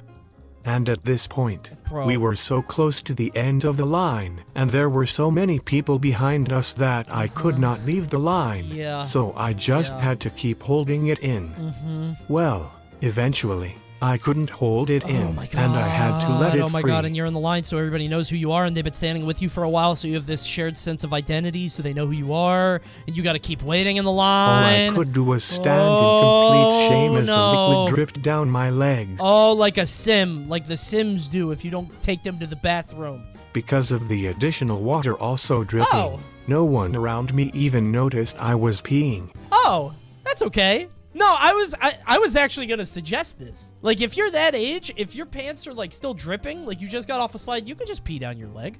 It's not ideal. You don't want that. The issue here is, did somebody smell it? When the ride was over, my family headed to the bathroom, but I suddenly didn't have to go. Oh, that's it. Oh, that's not cringe. You were a kid who had to pee. What if it's dark yellow? Okay, well then, I don't know if anybody's looking. No, it's a good ending. This isn't cringe. You're just a kid that had to pee. It's fine. It's gross, but whatever. If you're a kid, you can pee in the pool. It's not that you can, it's that it's not the worst thing in the world. Also, he didn't pee in the pool. He peed on the stairs up to the pool. However, I can't say the same for the people below me. Wait, how did I miss this detail? All I could do was stand in complete shame as the liquid dripped down my legs. Wait a minute. Along with the water from previous slides and the pool. Because of the additional water also dripping, no one around me even noticed I was peeing. However, I can't say the same for the people below me. Oh my god. How did I miss that critical detail? Did that just not come up? Did I accidentally skip it? Or was that ever said? That changes everything. How did I miss that? No, abort. Everything I said before, I was lying. Do not pee. Do not hold it in. Oh my god. When I was younger, my parents wouldn't let me watch their copy of Dirty Dancing, which was weird. Not that weird. They let me watch most movies, and my friends said it wasn't that bad of a movie. It's not that bad. So one day while they went to the store, my brothers and I decided to turn it on. Uh-huh. Now I know that you were thinking it was probably a porno, but it wasn't. It was a sex tape. Oh my god. It wasn't your parents though, right? My brothers and I watched in horror as we watched our parents' sex tape. They still have this tape and we've never told them. Oh my god. Oh my god. Okay. Why in the fuck would you leave that tape out? There surely are better places to hide a VHS tape. So they filmed over Dirty Dancing? Why don't you film over, like, I don't know, Amadeus? Film over, like, My Left Foot. Like a boring-ass movie a kid's not gonna watch. Of course, if a kid says not... Oh, my God, dude. This is fucked up because this could happen to anyone. Like, any parent that does that... Like, any fucking parent could do this. And a kid would be like, oh, my God, I want to watch that movie now because the parents are telling me not to do it. Like, this is a parent diff. That's unbelievable. Why did you watch it? I think I would turn that off. Well, I don't know. I guess if you're that young, you don't even know what a movie is. Like, at that point, you don't know what a movie is, right? So you're like, this is a weird intro. Usually it's like, coming soon to VHS, right? You think it's like a weird ad. And then your mom walks into the frame, and you're like, oh, fuck! That's fucked up. Wouldn't you recognize their room? Yeah, that's actually very scary. I actually might think it's like a horror film. If I see The Room, I wouldn't even think of sex first, I think. This one's really bad. This one's... You have to tell them, right? At some point in your life, you have to tell them. I watched it. You remember that Dirty Dancing VHS? Oh, I've seen it. When I was 8 years old, I had a friend at my house and we were playing with some plushies and toys. I had a 1.5 foot Bart Simpson plushie. Oh, and me and sick. my friend were making the plushies fake fight. Cowabunga! And with that, my friend wanted to join the fight, and he just grabbed Bart by the neck and screamed, "You are my worst enemy," and threw him out of the window. I never saw Bart Simpson again. One, why does your friend hate Bart Simpson? Two, this isn't cringe. This is just a kid being weird, I guess? I don't know. Oh, wait a minute. There's a part in parentheses. Oh my god, this changes things. There's a part in the parentheses that did not get read. Wait a minute. And with that, my friend wanted to join the fight, and he just grabbed Bart by the neck and screamed, "You are my worst enemy," and threw him out of the window. I live on the 21st floor of a 24-story building. I never saw Bart Simpson again. Oh my god! Bart's gone! 20 floors down? Again, this is just kids playing. Kids do this. It's funny. I wish I could see like a thing. I'm thinking of, you know that Kermit video where Kermit jumps out of that building? It was that, but with Bart. Yeah, not cringe, but delightful. Thank you for your story. Poor Bart. Some other kid probably got his day made. Or, what kind of plush was this? It was probably a plushie. It's fine. If that plushie had like a hard eye, somebody could have been hurt. You ever have one of those plushies with like hard parts? You know what I mean? You throw that shit down 20 stories, boom. Could have given a concussion. When I was younger, every once in a while me and my family used to go play mini golf in this pretty crowded place. Cool. Love mini golf. I usually lost and got mad because I was a pretty competitive kid. Okay. One evening I was on my usual losing streak, but was in a good mood, so I wanted to show my good sportsmanship. Now at the time I used to have a friend who always used to drop the F-bomb, and me not knowing what I meant thought it was a light exclamation like "gosh darn it," or something like that. Hey Dad, good fucking game! Damn it Dad, you got a great fucking drive. So me, a 5-year-old boy, with the intention of sounding like a polite kid. 5? He said he was younger, I didn't know it was 5. Shouted "God fucking damn it" in front of probably 40 other families full of children. My parents were so ashamed and mad at me, to this day we call fuck the mini golf word. Oh my god. You were this competitive at 5? Heart of a champion. I guess. I don't... you got a future Michael Jordan in the building. Honestly, if I would judge the hell out of you. As a father of a 3-year-old, if I heard a kid, a little bit older than my daughter say that, I would judge the hell out of those parents. I don't normally do that. I would be so judgmental. It would feel so good to feel like I'm a better parent than those people. Oh, baby, I'm doing it right. I don't feel that way if, like, a baby's crying at the supermarket or on a plane. It's like, okay, babies cry, right? That's fine. I'm not mad at the parent. That's not bad parenting. The 5-year-old said, God fucking damn it. Those are bad parents. I'm nothing like that. I'm a good dad. Last Christmas, we decided to do a Secret Santa. I thought it would be really funny to get one of my friends a mousy pad with an anime girl on it with, let's just say, plenty of wrist support, in the form of very, very large breasts that extend beyond the second plane. Why did you say, let's just say, and then explicitly say what happened? You acted like you were going to give a euphemism, and then you just explained the product like an Amazon description. You could have just said, offered a lot of wrist support. But no, you said, offered a lot of wrist support with giant titty boobies that would bounce if you shook them. I get it. It's time to fly back home for Christmas. Woohoo! At the airport, I'm going through security just fine. I didn't even consider this angle. I forgot you had to go through security. I didn't even think of that. Put that shit on the checked bag.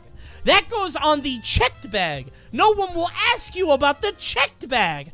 Don't bring that on the carry-on. Well, Chatter, what happened? I place my bags on the conveyor, and while I'm waiting to grab them on the other side, the big machine starts beeping. Big ass titties detected. I forgot to take my laptop out of my backpack. Oh my god! As the big security man searches my backpack, I watch, in horror, as he pulls out the mousy pad, in all of its degenerate glory, for everyone in the airport to see. He examines it for a good 5 seconds, looks at me, and says nice, and then sets it aside. Worst moment of my conscious life.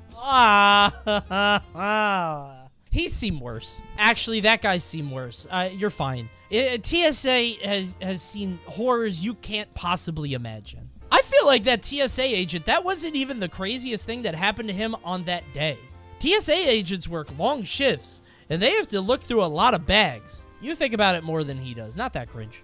This was last year. Okay. I really liked this girl I had been talking to for a while now. Yeah? We synergized very well and it was all going swimmingly. Swimmingly? I had never felt so connected with someone before, and eventually I wanted to muster the courage to tell her. Okay. I decided that a good way to get rid of my fear was to record audios of myself confessing. Audios of yourself confessing? Like you're talking about how much you like her, but not to her, but on tape in the past? This sounds like a movie. This is some Scott Pilgrim shit. Is this girl quirky? If she's quirky, this just might work. That way, I'd get all the cringe out of the way and be able to ask her the best way I possibly could. Oh, are you practicing? Oh, you're practicing. You're fine. Never mind. This is fine. You're practicing. It's like how Sims practice their charisma in the mirror. It's like me when I do YouTube intros when I'm not on stream. That shit takes me like 30 minutes. Eventually, after like 5 recordings, I felt good about myself and decided it was time to send her the real one. When I looked down on my phone, I wasn't recording audios in an app, I was sending audios to her. No! And before I could delete them, they were already read. No! We've been together for over a year now and growing strong, but dude, I hid in my blanket that entire day after that. No way! You sent her 5 different audio recordings of how much confessing your love for her in different... Dude, that's quirky as hell. And it worked. That girl is the quirkiest. Please send me a picture of you two on Twitter. If you could just show me like a happy picture. You guys are probably quirky as hell. I bet you guys have matching office t-shirts. Is this it? Yo! Matching Lantern Corps shirts. That's unbelievable. Meant for each other. Actually a W. How did that work? Back in high school there was this girl I hung out with all the time during marching band. We would often sit next to each other on bus rides to competitions and chat about various nerdy shared interests. She asked me out to our winter formal dance with one of the most detailed and heartfelt invitations I've ever seen. She was very clearly into me, and I was very, very gay. Clearly not gay enough. You weren't trying hard enough. How gay were you? Like out of 10? I was in the closet and thought that... okay, so you were very gay, but not gay outwardly. I understand. And thought that having a girlfriend could keep my parents and other peers at school from finding out about my sexuality. Oh shit, this sounds like a So I accepted sitcom. her invitation and we had a decent time at the dance. This shit is a family guy. It was clearly awkward, but I think she interpreted it as standard high school dance awkward instead of my date isn't into me awkward. Right, of course. After the dance, she invited me to her place to watch TV, during which she got, let's just say, cuddly. Ooh. Once I realized what was going on, I made the single most panicked decision I could. Yeah? I didn't want to reveal to her that I was gay, so I just stood up, turned around, looked her in the eye. Yeah? Hold? And gave the single most bullshit explanation for why we should break up I could think of. Okay. I told her that I have the power to see into the future, and that every future where we were together wound up with one of us dying, so obviously we have to break up to prevent our inevitable deaths.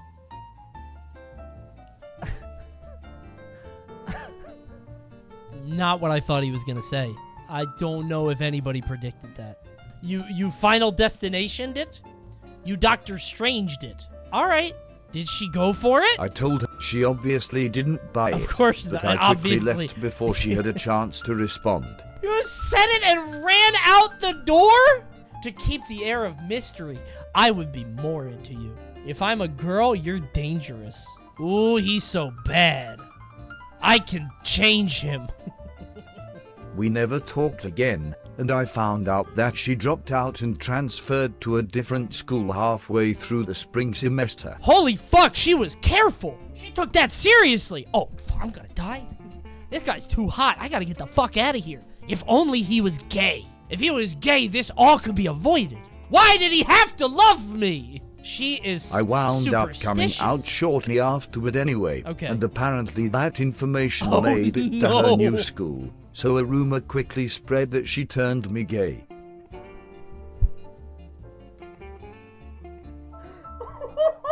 You actually ruined this poor girl's entire high school life. You ruined her entire high school career. The entire 4 years that she had at this school are ruined because of you. So basically, I ruined this poor girl's entire high school experience purely because I was a selfish asshole who used her to convince people that I was straight, and then wound up coming out as gay shortly after anyway. Okay, but what a way to do it.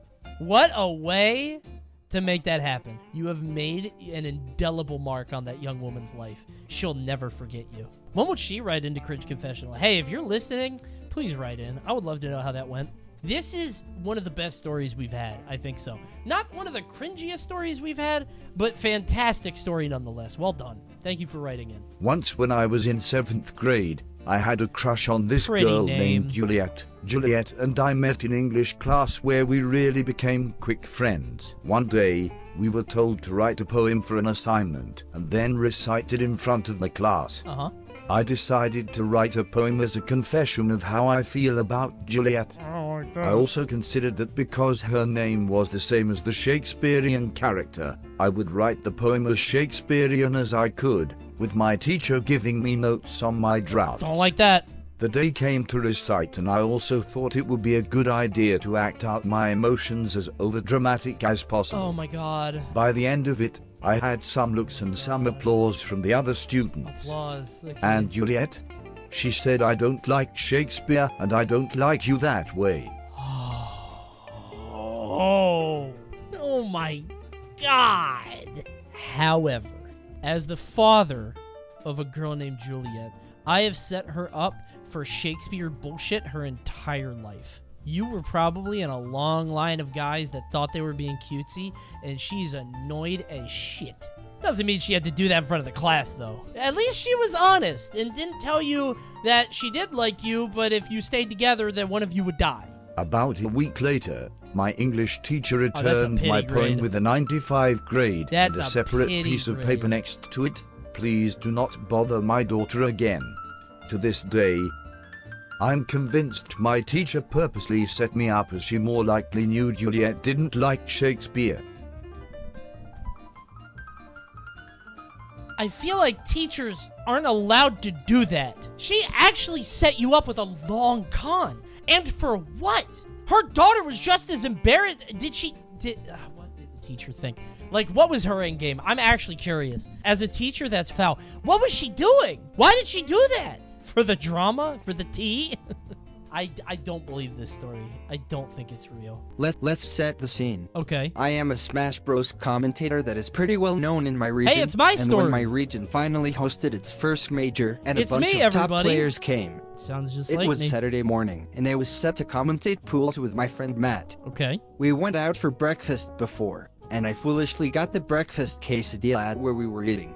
You kidding? Are you serious? Who sent this? Why did you guys approve this? Why did my mods let this one get through? I'm gonna take away a sword tonight. Okay, I wonder what happens next. We got the breakfast quesadilla. Yeah, I've had one of those too with my friend Josh. We got it at the hotel. This experience sounds like something we've all gone through. Flash forward to pools later, and while I'm commentating, I don't feel so good suddenly. Tummy troubles. I got a rumbly in my tumbly, if you will. That's something. You know what? Whoever wrote this, they got me nailed down. I just realized that Matt is hazmat. I look over to my friend Matt after one of the sets ends, and I realize I am going to shit my pants. Unfortunately, Matt will not stop fucking talking about the game. Yeah, that's kind of his thing, bro. Never shuts up. He goes on for another 5 minutes. He really while did, I feel though. like I need to He shit my really brains did. out. He did Matt that. finally stops, and I make my move. Luckily, I was able to retain my career and only get away with a little bit of embarrassment. Listen, I'm gonna be honest, I'm not even embarrassed about this, and I wasn't at the time. The bathroom was like 10 feet in front of me. If I had to run across the room, it's whatever. By the way, in case you don't know, if you're watching this on YouTube, why is Coney relating this story? This happened to me. Some funny chatter decided to put in a story that happened to me. If that's gonna happen one time in 10 years, it's a pretty good run, I think. It would have been worse if you sat there and shit yourself. Yeah, exactly. I think I made the right play. The bathroom is like 10 steps away. It was fine. It's also in a YouTube video. Go watch that one. I don't even know where it is. Probably last year's Genesis. I think it was the French Dimension one. Yeah. So I was on a track team, and we were at a school whose mascot was a horse for one of the meets I completed me event, and went to hang out with friends by a metal statue of a horse they proceeded to dare me to lick its penis for $100. I never got paid. Okay. Okay. Alright. Who made the statue? Why did they make it anatomically correct? This is a school. I guess this is kind of cringe, but it's funny. This one's pretty good. For $100, I might do that now, and I'm a grown man. Actually, it sounds kind of gross. A statue? Why is the statue of a horse dick? I bet that's been done a lot, too, so you're probably swapping fluids with a bunch of different people. You're probably the 5th person to do it that day. Coney, at my school, we used to rub the balls on a lion statue before every game for good luck. Who's making these fucking statues? What's happening in our American education system? What the fuck? A time back in 2016, I got Fire Emblem Fates. Cool. I was in 6th grade and I brought my 3DS to school as it was bring your video game to school day. Wait, bring your what? The teachers are encouraging this? Yeah, can't you bring video games every day? Who's gonna stop you? I brought it as my best friend at the time adored it, and so did I, so our teacher was asking about the characters and my friend got to Camilla. Oh. So he starts describing the character's strengths and weaknesses. Strengths and weaknesses, Then he said she's your sister, right as the most sexually explicit cutscene in the series starts playing. What is that? I don't know what that looks like. Our teacher looked at the screen with horror, then at us. That was the most disgusted, horrified I've ever seen someone in the world. Me and my friend were sent to the counselor as my friend said it was his favorite character jokingly. We then had to deal with another peer viewing the cutscene. For reference, the cutscene is chapter 13 of Birthright. Well, maybe for a bit of research. I was gonna make this a bit. I have to see what it is. I'm curious. Yeah, okay. Yeah, oh my god.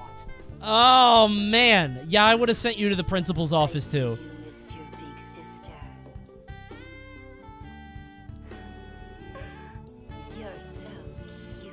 I would have suspended you. I would have suspended you and told the police to keep an eye on you, probably. Something's going on there. Who let the 11-year-old play Fire Emblem? Who let Nintendo put that in the game, dude? I don't think that's the parents' fault. If I had an 11-year-old that said they were playing Fire Emblem on their DS or whatever, I'd be like, okay, yeah, sure. It's a Nintendo game. Hey, at least you got, again, like I said earlier, at least you got this out of the way early. You know not to play anime games anymore because they're weird and for weird people. I hope that you learned your lesson. No more Fire Emblem. I used to work, so my current girlfriend and I met while playing Civ. I went to go visit her for the first time 3 months into our relationship. She lived 6 hours away from me. The first night I got there, we were just starting to get to know each other, and when we were sleeping together in her dorm room bed, I didn't want to make. Oh, for some reason it didn't work. It says didn't want to make things intimate. Because it just didn't feel right on the first night when we first met each other in person. Ah, yeah, what do you do there? You've known each other forever, but you've only met in person one time? Oh, that's uncomfortable. That's tough. I guess it depends on the vibes. That's a tough situation. I had a hard on all night. Okay. I was really scared because it wouldn't go down, and I started googling when it was bad for it to be up that long. I ended up having a panic attack because I saw that it should only be up for 4 hours. Dude, you didn't... Okay.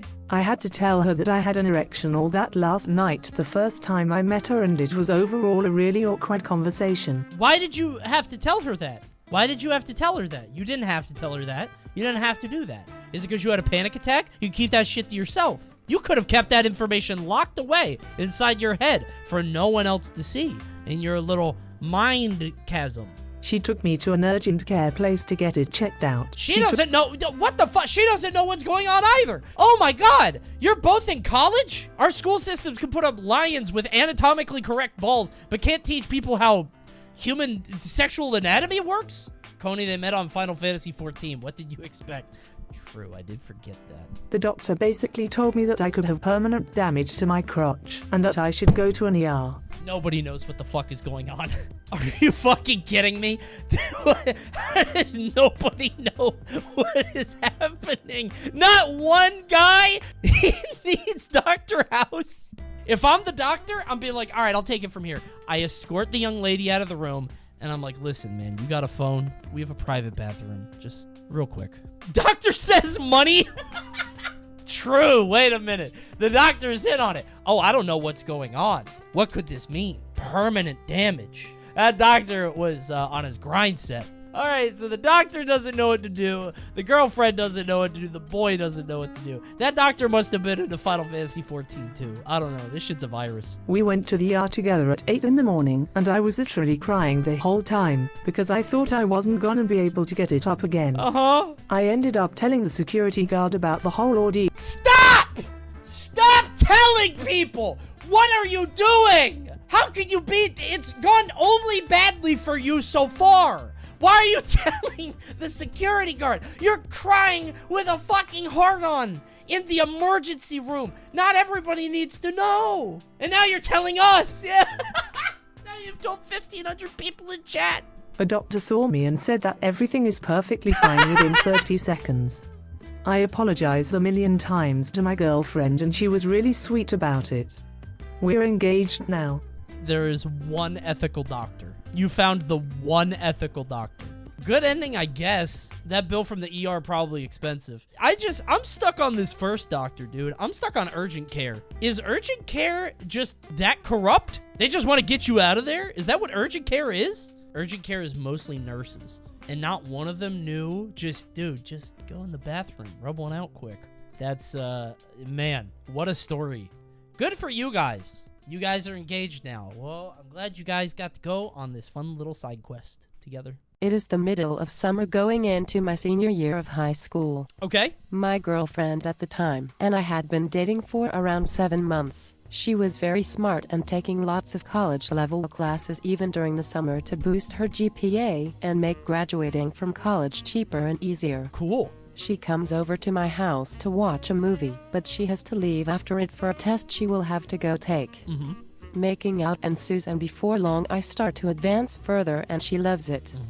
However, the movie begins to wrap up, and I still remember that she has an important test today, and trying to be responsible, I decide to not go any further and retract my advances to remind her about this. Mood ruined, but she agrees and leaves. What are you doing? Later that night, she is texting me, practically begging for me to come over and lose my V card, but I keep making excuses. What the fuck are you doing? Go over to hers. What? Why was I rejecting her advances, leading to potentially What's going on with you? I was playing Dungeons and Dragons.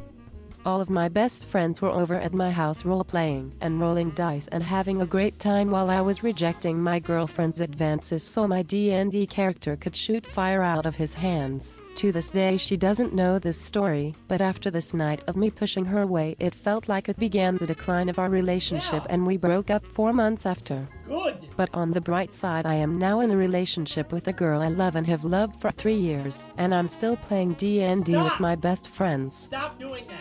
Chat is saying, oh, Giga Chat, based at W. No.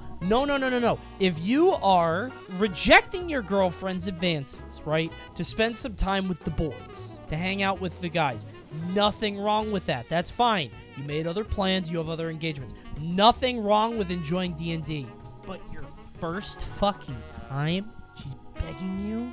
You've got to be fucking kidding me. You've never tried the pleasures of D&D. I've played D&D. I get bored.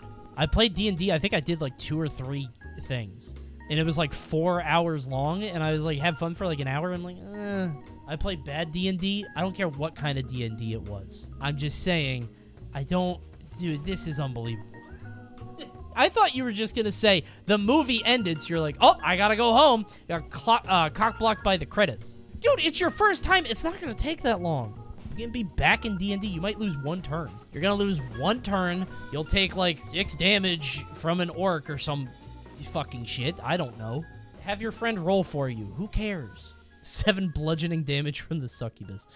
It's so, oh my god. I was around 12 years old and went to visit my aunt-uncle for the weekend. When it came time for bed, they set me up in their media room, which had those double doors that close, but leave a small gap in the center. Why do those exist? Like saloon doors, you mean? Or like a closet? Did they put you in a closet? At this age, I had just begun to figure out masturbating. No fucking way. With your aunt and uncle, who you don't stay with regularly. Like, if your mom walks in, it's like one thing. It's embarrassing, but whatever.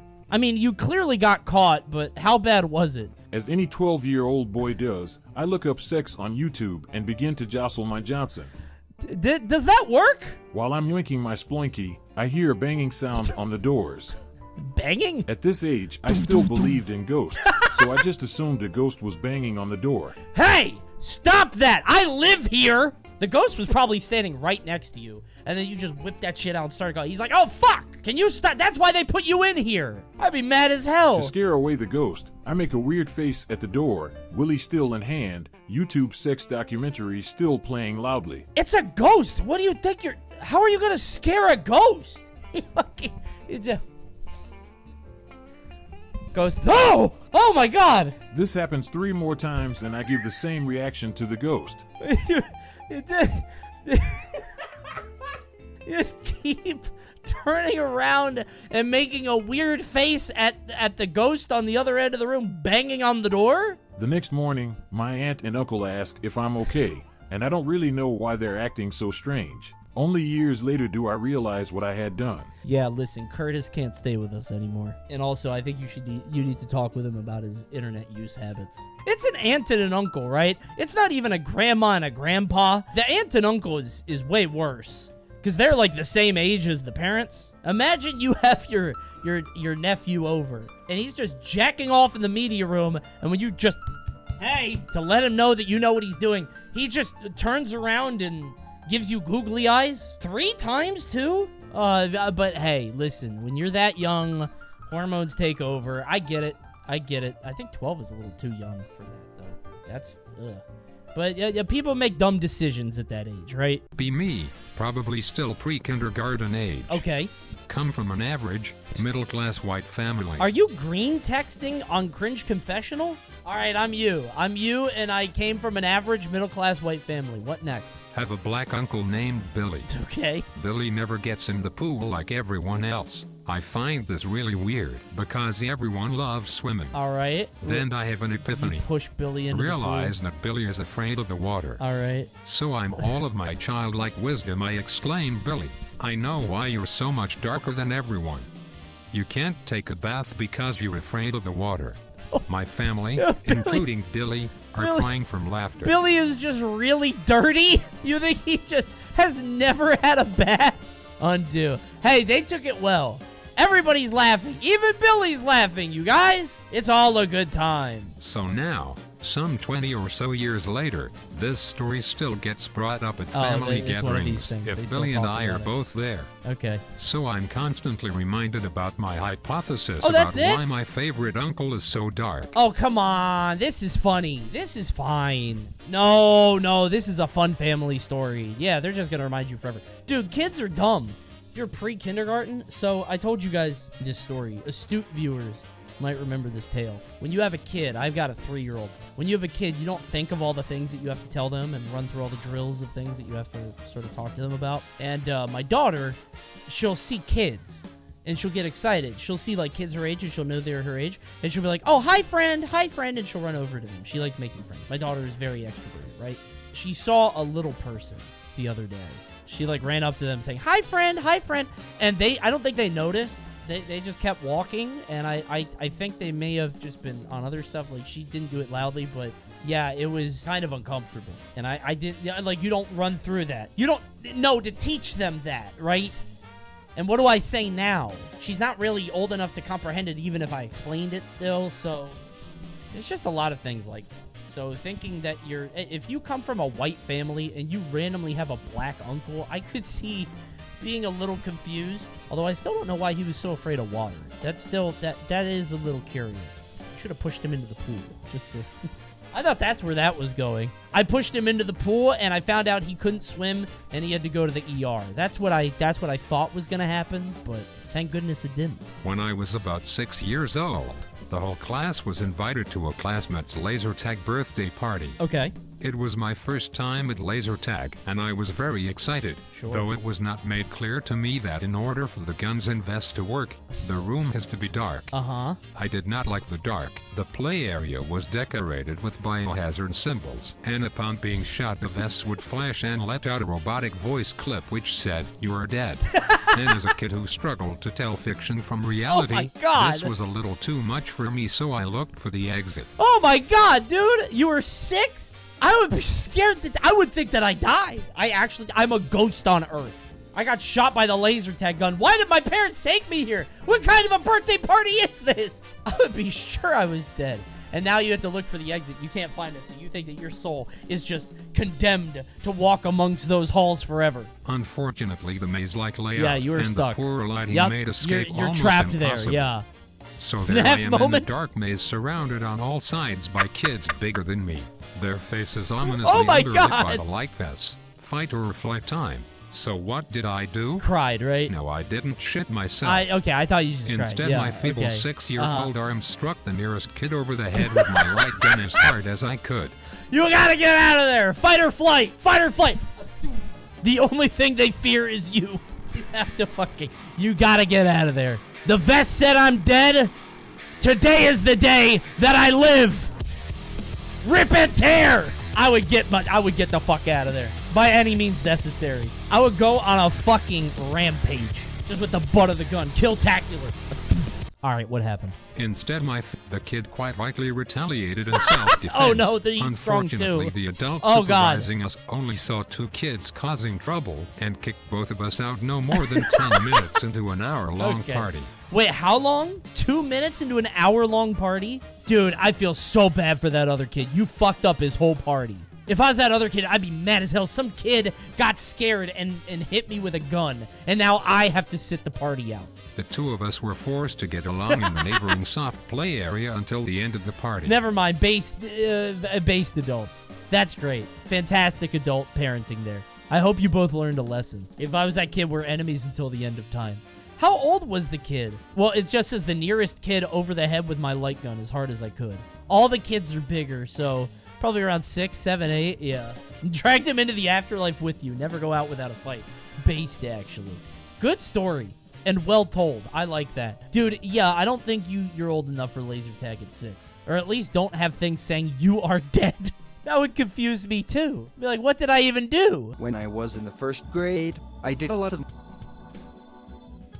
I forgot about this. Whose voice is this? This is Rod, I think. Rod always has some issues with the word grade. This is not the first time. When I was in the 1st grade, I did a lot of my word definitions from inference. Okay. For instance, I thought that the word rebel meant good guy, cause Star Wars. Yeah, actually, that's a good point. This is going to go very wrong in a few minutes when you tell the rest of the story, but I get it. So we start learning about the Civil War with the document. Oh, no. And they introduce the Confederacy as the rebel states. So I say, go rebels. I learned the true meaning that day. And I learned to research before I cheer. That is a fantastic story. Short, to the point. That's great. You know what's crazy? The other kids were thinking the same thing. You're in the 1st grade. They don't fucking know. There's no way those kids knew. They were like, oh, hell yeah, we love the rebels. Yeah, it depends on where you live in America, too. Maybe the whole class cheered, including the teacher. Fantastic story. In my freshman year of college, I had a major crush on this one girl in my class. Yeah? She was an artist and invited me as her date to a gallery where some of her work was being showcased. Oh my god, okay. Before the show, she took me to a spot that overlooked the entire city because she wanted to watch the sunset with me. Aww. And during the show, she kept on holding my hand. Oh, that's so sweet. On the ride home, she mentioned that she still lived at home, but her parents were on a cruise. So I responded with, damn, I hope they have fun on the cruise. Honestly, good. That's a good answer. That's because you don't want to assume what she means. You don't want to assume what she means. But I love that your first thought is like, damn, I hope they have a good time. I've never been on a cruise. Later on the drive, she asked me if we could stop at her place because she was tired and didn't want to drive all the way to mine, so I agreed. Sure. When we walk into her door, I pull out my phone to call an Uber, and she grabs my arm and goes, what are you doing? And I look her dead in the eyes and say, well, I can't walk home. Dude. She then starts tearing up and goes to her room, and I sit confused alone on her couch for 15 minutes waiting for the Uber. Oh. She ghosted me a week later. It took me 6 months to realize that she probably asked me out on a date and had feelings for me. Yeah, I don't know. How do you fumble this hard? Listen, it's easy to say what you should have done from the stands. When you're in the game, it can be a little... I get it. Because you don't want to make assumptions. You had a nice time. You don't know what she... You know what I mean? Like, she definitely wanted you to, like, follow her and ask her why she's upset. Yeah, it's a little tough. I'm throwing shit in the ring. He's dumb as hell. Yeah, maybe a little... that is a lot of time, I guess. She should have said something. Yeah, but what do you say? Missed connections are the worst kind of cringe, because I think everybody has a story like that, right? Where, like, you think you're making it as clear as possible and the other person doesn't get it, and then the other way around. Oh. I was working a summer job at Little Caesars. One morning I was working with just one other guy, and only I knew how to use the cash register. The doorbell was broken the day, so my co-worker kept having to call out to me when somebody came in so I could work the cash. Okay. He thought it would be very funny to keep pranking me and telling me somebody came in, so I would walk to the front of the store and see nobody is there and he would laugh. Classic. Gotcha again! We have no customers. We're gonna be out of a job in 2 months. So I started having to stand on my tiptoes to look over the pizza oven and see if someone was there before I walked over. Uh-oh, short guy. Short guy, right? He told me someone came in. I looked over the oven and saw nobody, and called back to him, no there's not. I'm not falling for it. He continues to insist to me that there is. No there's not. I'm looking right now. Nobody is there. Oh my God. After continuing this back and forth with him out loud for a little longer, my God. I go to the front and there is a very mortified little person waiting at the counter who heard the whole exchange. How do you apologize for that? I think I complimented her Lego movie keychain. Oh no! I thought it was a little person, not a little person. You know what I mean? I thought it was just like a 5-foot person or so. Oh no! They thought you were playing a prank on them. The prank was supposed to be on you, but that guy in the Little Caesars is like, why are these guys being assholes? I just came in for my hot and ready pepperoni fresh pizza.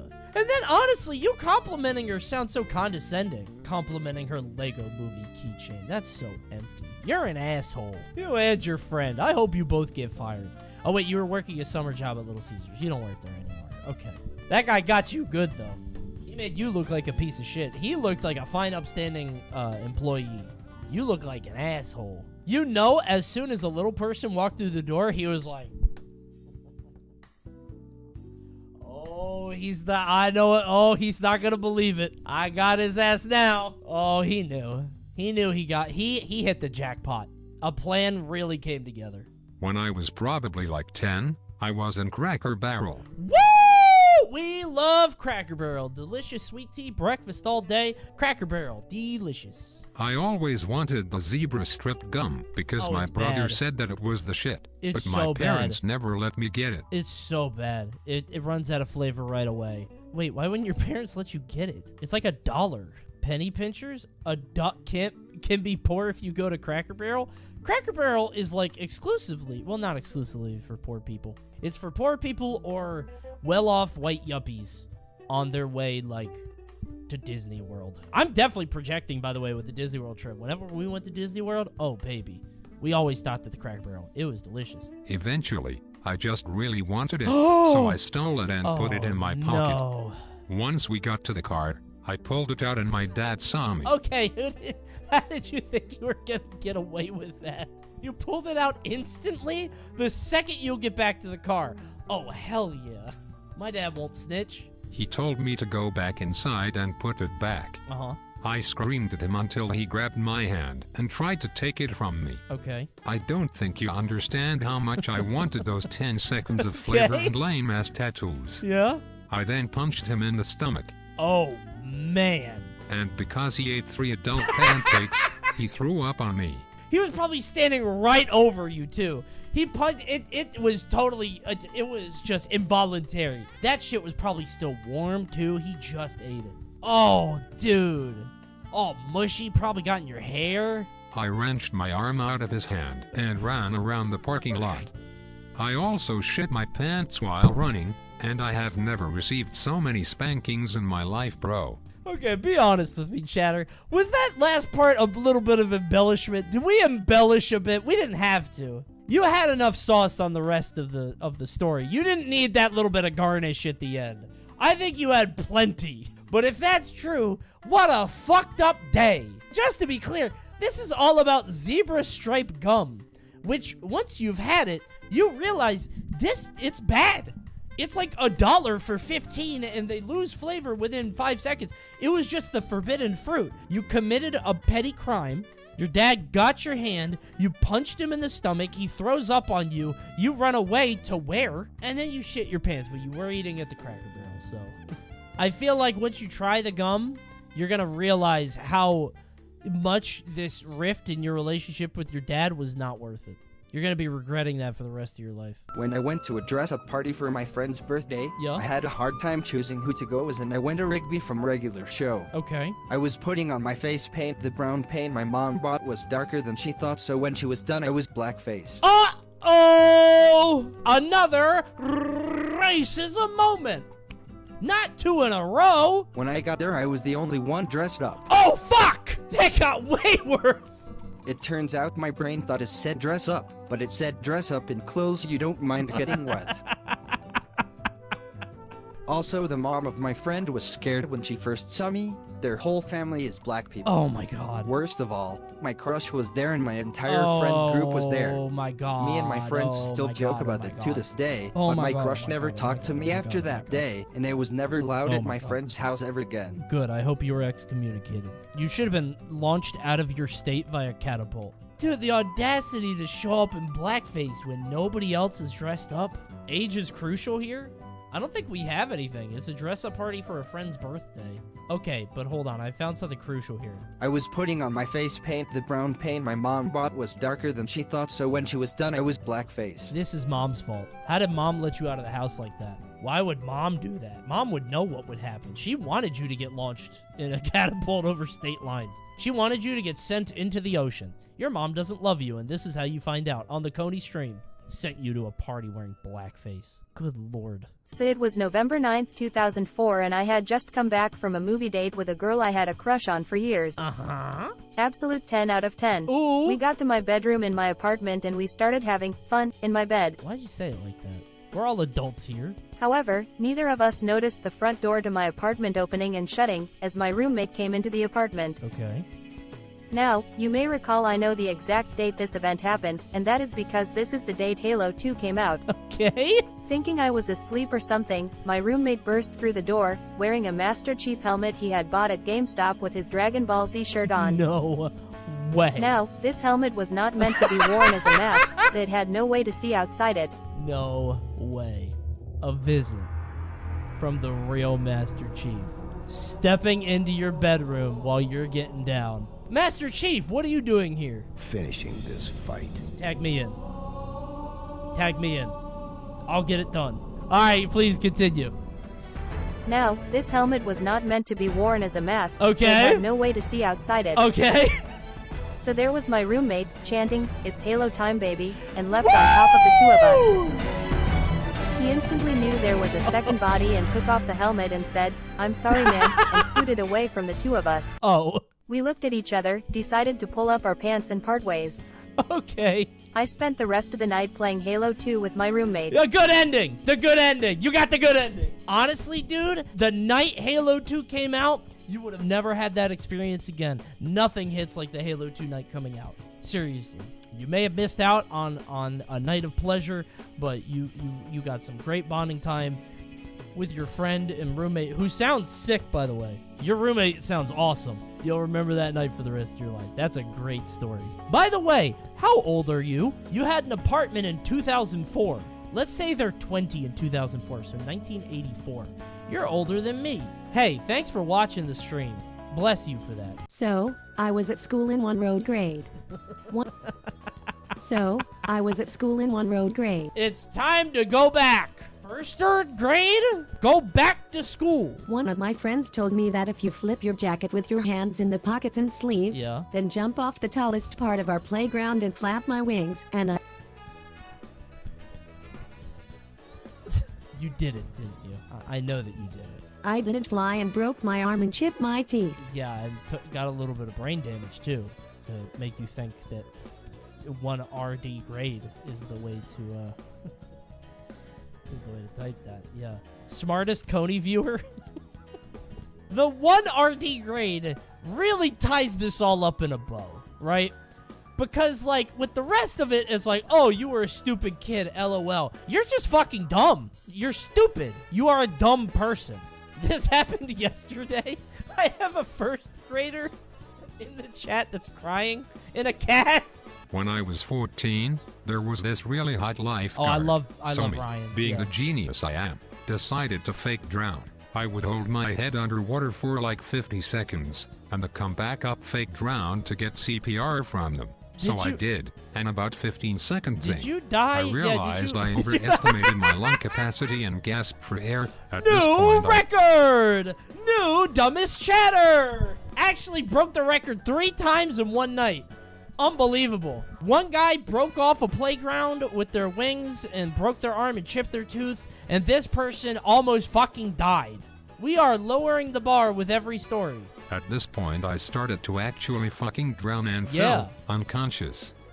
But on the bright side, I technically got what I wanted. Yeah, that's Riz. Hey, you committed to it. Congratulations. New third place chatter. This is the third place story. Yeah, congratulations. When I wanted to have a first kiss with my girlfriend and didn't know how to ask, I elaborately planned to ask during a movie we were watching. Okay. By the way, the TTS does not read stuff in parentheses, so I'm going to take it out of parentheses and rerun this so you could see what movie they were talking about. I elaborately planned to ask during a movie we were watching. It was Top Gun. Top Gun! When it got to the scene where they started to kiss, I asked, "What do you think about us doing that?" But about as soon as the question ended, the scene had switched into a copious sex scene. You know the one. Oh my god! Oh no! That is simply Too much Riz. Shall we? I've never seen Top Gun, so I don't know the scene. But I can imagine it was funny. It went poorly that time. Yeah. And she just played it off as confused. What? Do what? I don't know what that is. We ended up getting married eventually, but the first kiss took a few more weeks because I was an awkward person. I mean, I don't blame you for that. One, bless up. Congratulations. I guess it worked. However, I do not recommend chatters you to try this same strategy. Chatters, don't do this. Don't see this person's success and be like, oh, there we go. I want a wife. I'm going to wake up tomorrow, check Twitter. For some reason, Top Gun is the #1 movie on streaming right now. Thousands of Americans are watching it with their sweeties. Just holding for the scene. Just a forbidden technique, yes. How many times do they kiss before the sex scene? You're going to have to, like, pre-watch it. You're going to have to be sure. You can't be every kiss. Oh, that's a great story. That is a fantastic story. That's tremendous. As a kid, I had a strange relationship with mortality. Why does it seem like a novel? What kind of a book starter is this? It's like a Stephen King book about a magical child. I understood that dying meant that someone would be gone, but not exactly why. Is it a funeral story? Around the age of 3, I love funeral I was at stories. a great aunt's funeral. I love funeral now, stories. These are being great. the age that I was a little smartass and liked to correct people when I knew for a fact One of something those, was wrong. sure. So, while playing with my Hot Wheels cars on the ground, I heard all these towering adults speaking in these hushed tones. I know, I can still feel her with us, or I feel like she's still in the room with us, etc. Thus, my little shit brain was thinking these people don't know what they're talking about. No, she's dead. Little Reddit atheist kid. Actually, she's in the ground, and she's never coming back. So I decided to speak up. Maud's dead. They seem to ignore me, so I repeated myself louder. Maud's dead. She's gone. I heard my grandma start crying, and that's when my mom came and took me out to the car. That's a bad one. That's kind of, dude, have you ever ignored a kid that really wants your attention? They don't stop. They just keep yelling louder and louder and louder, and how do you even stop it at this point? I'm pretty sure I dropped a Hot Wheels car and never got it back too. Yeah, that's tragic. Reminding family of the cycle of life wasn't the right call. Hey, you were right though. I mean, I think. Little bro brought them despair. Yeah, that's kind of... Back before I ever had a phone, I had a PDA and I would look at Rule 34 stuff on it. What's a PDA? Oh, good heavens. PDA is Personal Digital Assistant, I think? It's basically a phone. It's just a phone, but like in between normal phones with the rotary dial and the dial tones and whatever, and the phones that we have now, we had something called a PDA, which was like a little computer in your pocket. This is a time where download times are abysmal. Sure is, yeah. So I decided to use one of my parents' SD cards to save images and avoid downloading every time. Okay. After a field trip to Yosemite, taking pictures along the way, we used the Wii's picture slideshow in front of the entire family, and I started freaking out because I realized I forgot to delete my stuff. What was the stuff, do you think? 'Cause there are levels to this, right? There's something like, son, you don't understand that, but if you're curious, like, maybe we could talk. If you're at that age, like, you can have a talk. And then there's, like, your dad has an awakening, right? Like, it's one thing if it's, like, a gorgeous woman or a guy or something, you're like, oh, that's a normal thing. But your dad might be like, what is that? I don't know what any of this is. FNAF? Yeah, exactly. Like, you know how long that would take to explain some of the characters? And yeah, that's different, man. With the Wii remote in my hand, I was ready to fast forward, which didn't matter. They all saw my big booty Princess Not as Peach bad pictures. as you would think. Yeah, that wasn't so being bad. The loudest person ever, started cheering and shouting, yeah. Go back. Okay, yeah. Needless to say, I wanted to hide somewhere in the North Pole. You know what? You got off easy. 34 Peach is like, that is a fine intro. You're probably around that age, right? It's cringe and it's embarrassing, but you know what? You were curious, and the uncle was a big W to release the tension. That's not bad. The uncle saved it. Yeah, congratulations. His uncle popped the fuck off. I bet your uncle didn't know what Rule 34 was until that. You probably helped him out a little bit. I don't see her in the video game. They make those? My cringe saved someone's life. Are you sure? It's spring 2013. I am 11 years old. Oh, we got a storyteller. My defining personality traits are liking chowder and being good at meth. Okay. My parents work with a lot of famous people, and sometimes they get to do cool stuff. Damn, okay. This time, the three of us get access to a yacht party with some famous rapper dude, whose name I don't remember thanks to their friend, his manager. Okay. The rapper was black and wore a lot of chains and stuff. Okay. However, I have to go straight from Cub Scouts because I got my arrow of life that same night. So I am in full uniform with no change of clothes. Okay. Anyways, we get there and almost immediately it is too loud and too crowded. I am autistic and this is giving me a panic attack. Okay. So I slip out and start to wander around. At some point, I think I must have entered an employees only door. Okay. Because I'm in the bowels of the ship and went nobody into the is back around. rooms of the ship. Finally, how'd you get just there? as I'm about to turn back, I see two people on a balcony with the water look down. Rapper dude and manager friend. Manager friend looks a little frustrated and rapper dude looks a little tense. He still has all his chains on. And to my brain, this is almost identical to Mung Dolls the Top.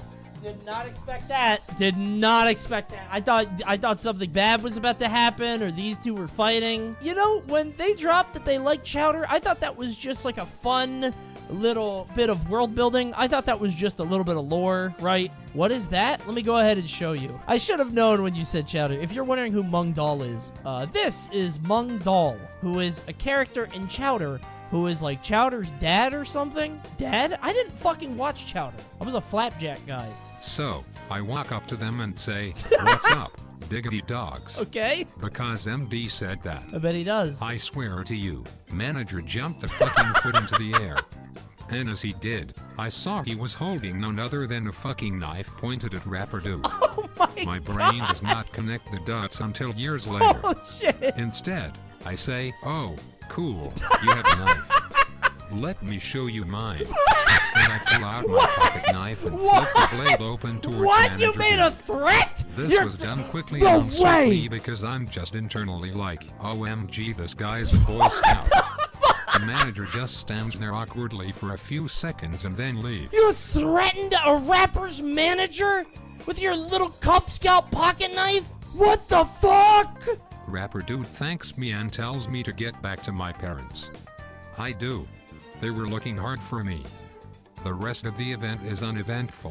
Who is the rapper? I need to know. Please DM me. I need to know who you are. Usually I'm fully anonymous. I have to know this story. I need every detail I can get. That is incredible. That's fantastic. What a good story. I would tell that story to everybody that I ever met. You're about to witness a murder live, and you walk up and had the boldness, not just a what's up diggity dogs, because you thought he liked chowder. That's insane to me. You just saw a guy with a lot of chains and said, oh, that guy probably knows who Mung Dal is, that grown adult man who is very successful in a musician. Hold on, is this what he says? What's up, diggity dogs? Oh my god. You know, I made fun of you before, but I get it now. I get it. It's him. That's who you saw. You saw this guy on the boat, and you know what? You saved his life. It's not Flava Flav. This is clearly Flava Flav, but he's just wearing a big chain. There's no way this guy saved Flava Flav's life. This frame saved a future rapper's life. Yeah, you need to send this to the animators at Chowder. Let them know how their work has impacted you and the lives of others around you. Excellent story. When I was in middle A school, maybe 7th grade, I was taking Middle my A dog cool. for a walk. He ran off when he saw a squirrel and the leash broke and I couldn't keep up with him. Okay. My family was so mad at me and we had to look for him for hours with no luck. Later that evening, he came home and come in through the doggy door we left open just in case. We were excited until we noticed that next to the doggy door he left a present. Poop story. No, it can't be. You wouldn't be surprised by that. What was the present, you ask? Dead animal. A child's sized prosthetic leg with a sock and shoe on it. That's way worse. Do they have tracking for that? Do they have like a way to return that to its owner? There's not like Apple tags or whatever. Do they put like phone numbers on prosthetic limbs? Like if found, call Jeremy at, and then the number. Please say you returned it. You can't. You don't know where it came from. Your dog just found a leg, a kid's leg, which means your dog was just walking and got out It saw a kid walking, and it grabbed their leg because it thought it was a stick, and then it ran home. Which means the kid definitely fell down, and now he has to, like, crawl his way home, or hop. Horrified, we tried to see if we could find the owner and eventually brought it to the rec center in town, hoping that it would find its owner. However, about a month later, the Xfinity guy was overdoing some repairs to get our cable box working, and he left the door open and Crisco got out again. Did he bring another leg? He eventually came back with the leg. Again. And so, the dog just really hates this kid. Mom, the dog is back. Imagine being that kid. The first time is fucked up, but the second time, oh God, not again. Is that the same dog? Imagine the horror. Seeing that dog running at you. Is that a German shit? It's not the same. That can't be the same German shit. Ah! And we had to take it back to the rec center and ask who picked it up the last time so we can return it. Oh, that's good. Yeah, now you know who it is. That poor kid is probably petrified of dogs now. Yeah, I don't know. If it's the same dog twice, by the third time, if I'm that kid, I'm buying a gun. I'm not seeing that damn dog again. If I keep getting my leg back, eventually he's gonna find it's him or me now. He's getting that fucking leg. He hates dogs now. I would do. Oh no, wait. People can see behind the curtain. Ruining the illusion. Okay. Me and my family are waiting for our order when suddenly the news changes to tell us that Michael Jackson has died. My parents didn't want to tell me that he died because of an overdose. Okay. Instead, they told me that he hit a tree. My child brain interpreted that as he just walked into a tree a little too hard. Ouch! Fast forward almost 10 years and I still believe this. Oh my God. So one day, almost 10 years later in high school, when a presenter at my school for an anti-drug thing asked the class how Michael Jackson died, and I raised my hand to say, oh, he walked into a tree, the whole class just looks at me. I look around. My friend tells me that's not how it happened. How fast? How fast did he walk into the tree? All parents often lie. Dude, how hard do you have to walk into a tree to die? Sonny Bono, like, skied into it, and that's how he died. He moonwalked into the tree. I see everybody else has got the same joke. Yeah, I see it. Not thinking about how I'm in a drug class, until the presenter says, laughing and giggling like a baby, of course, no, he died due to drugs. So I, being a gifted student, say, oh, then he was just so high the tree killed him when he bumped into it. Ah, now we've solved the riddle. We were both right. We were both right. He was so high, when he walked into the tree, he had an aneurysm. His brain burst. We're all right here. We're saying the same thing. Now the class just burst into laughter. I look around confused until the presenter tells me he overdosed. Oh, of course. Yeah, I finally figured out. Oh, sorry. He overdosed and became so weak and fragile he hit the tree and instantly died. Can somebody shut Tree Kid up? This kid is obsessed. Stop it, bro. Stop. Triple downing on Tree Boy. My parents wouldn't lie. My dad told me the truth. My friends don't let me live this down, and probably never will. Oh no, I would bring it up at every opportunity. I would find ways to hear Michael Jackson music just while we're hanging out. Maybe make a playlist that you think is shuffle, and it's like one Imagine Dragons song and then 50 Michael Jackson tracks, and every time you just, huh? This is how MJ actually died. The press doesn't want you to know. Big tree. Did Michael Jackson write any tree songs? I don't think so. Tree. Wow, we're really improving on these fucking Michael Jackson bits. Good one. A smooth arboreal? Stop. This is so fucking dumb. Trailer. I was running late to a class in grade 12, so I was trying to move quickly through the crowded hallways.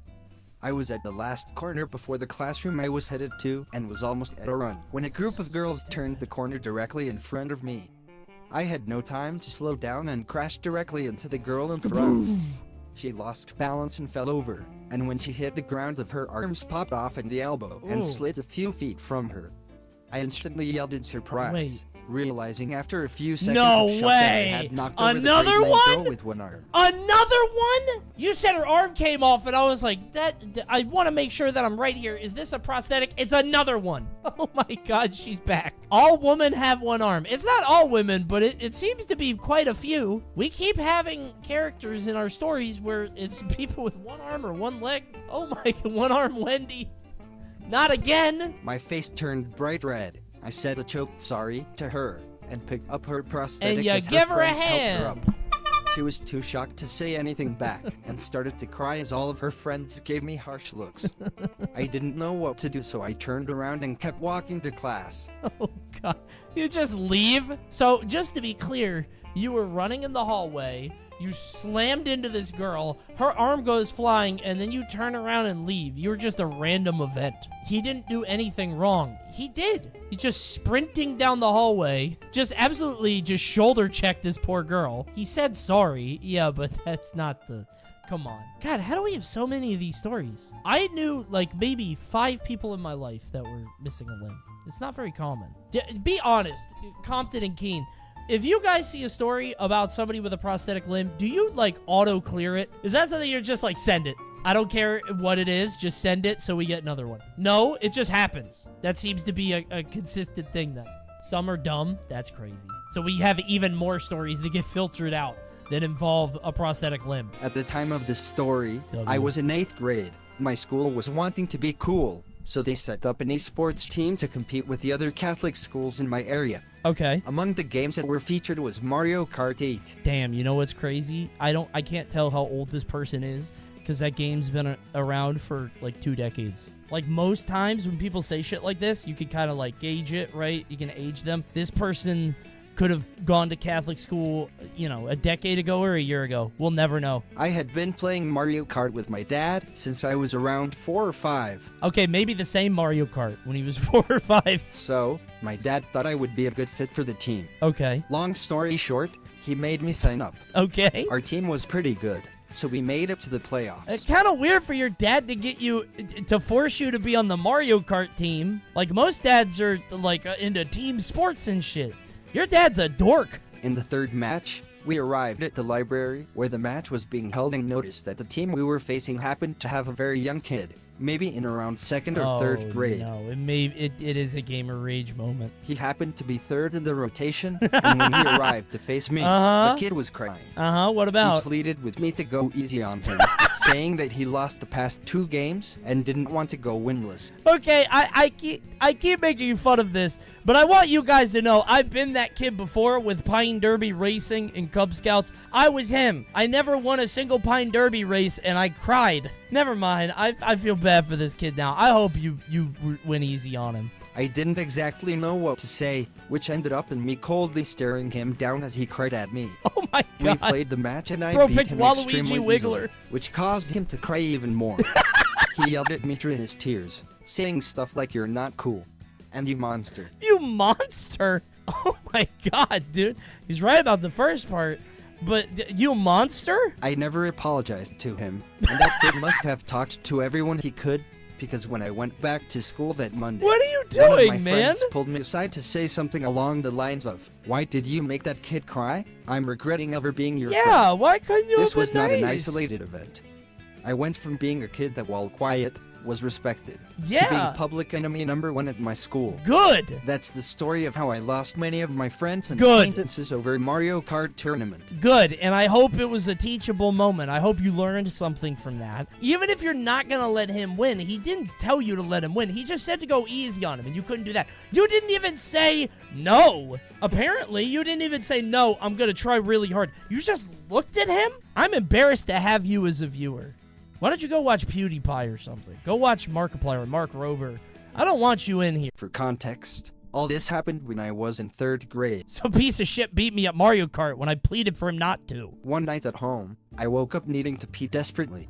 Normally this was of no issue. I was a big boy and could hold it in. Okay. But there was an issue. What was it? Like many children at the time, I was afraid of the dark, and the only way to the bathroom was down a long dark hall where the light switch was on the far end. It's not a pee story. I battled with myself internally, debating between wetting myself and fighting the unknown. But then my eyes came upon salvation. What happened? On my shelf was my big super soaker water gun, the 2-handed type that No puts out a large way. blast every pump. No way! How? Okay.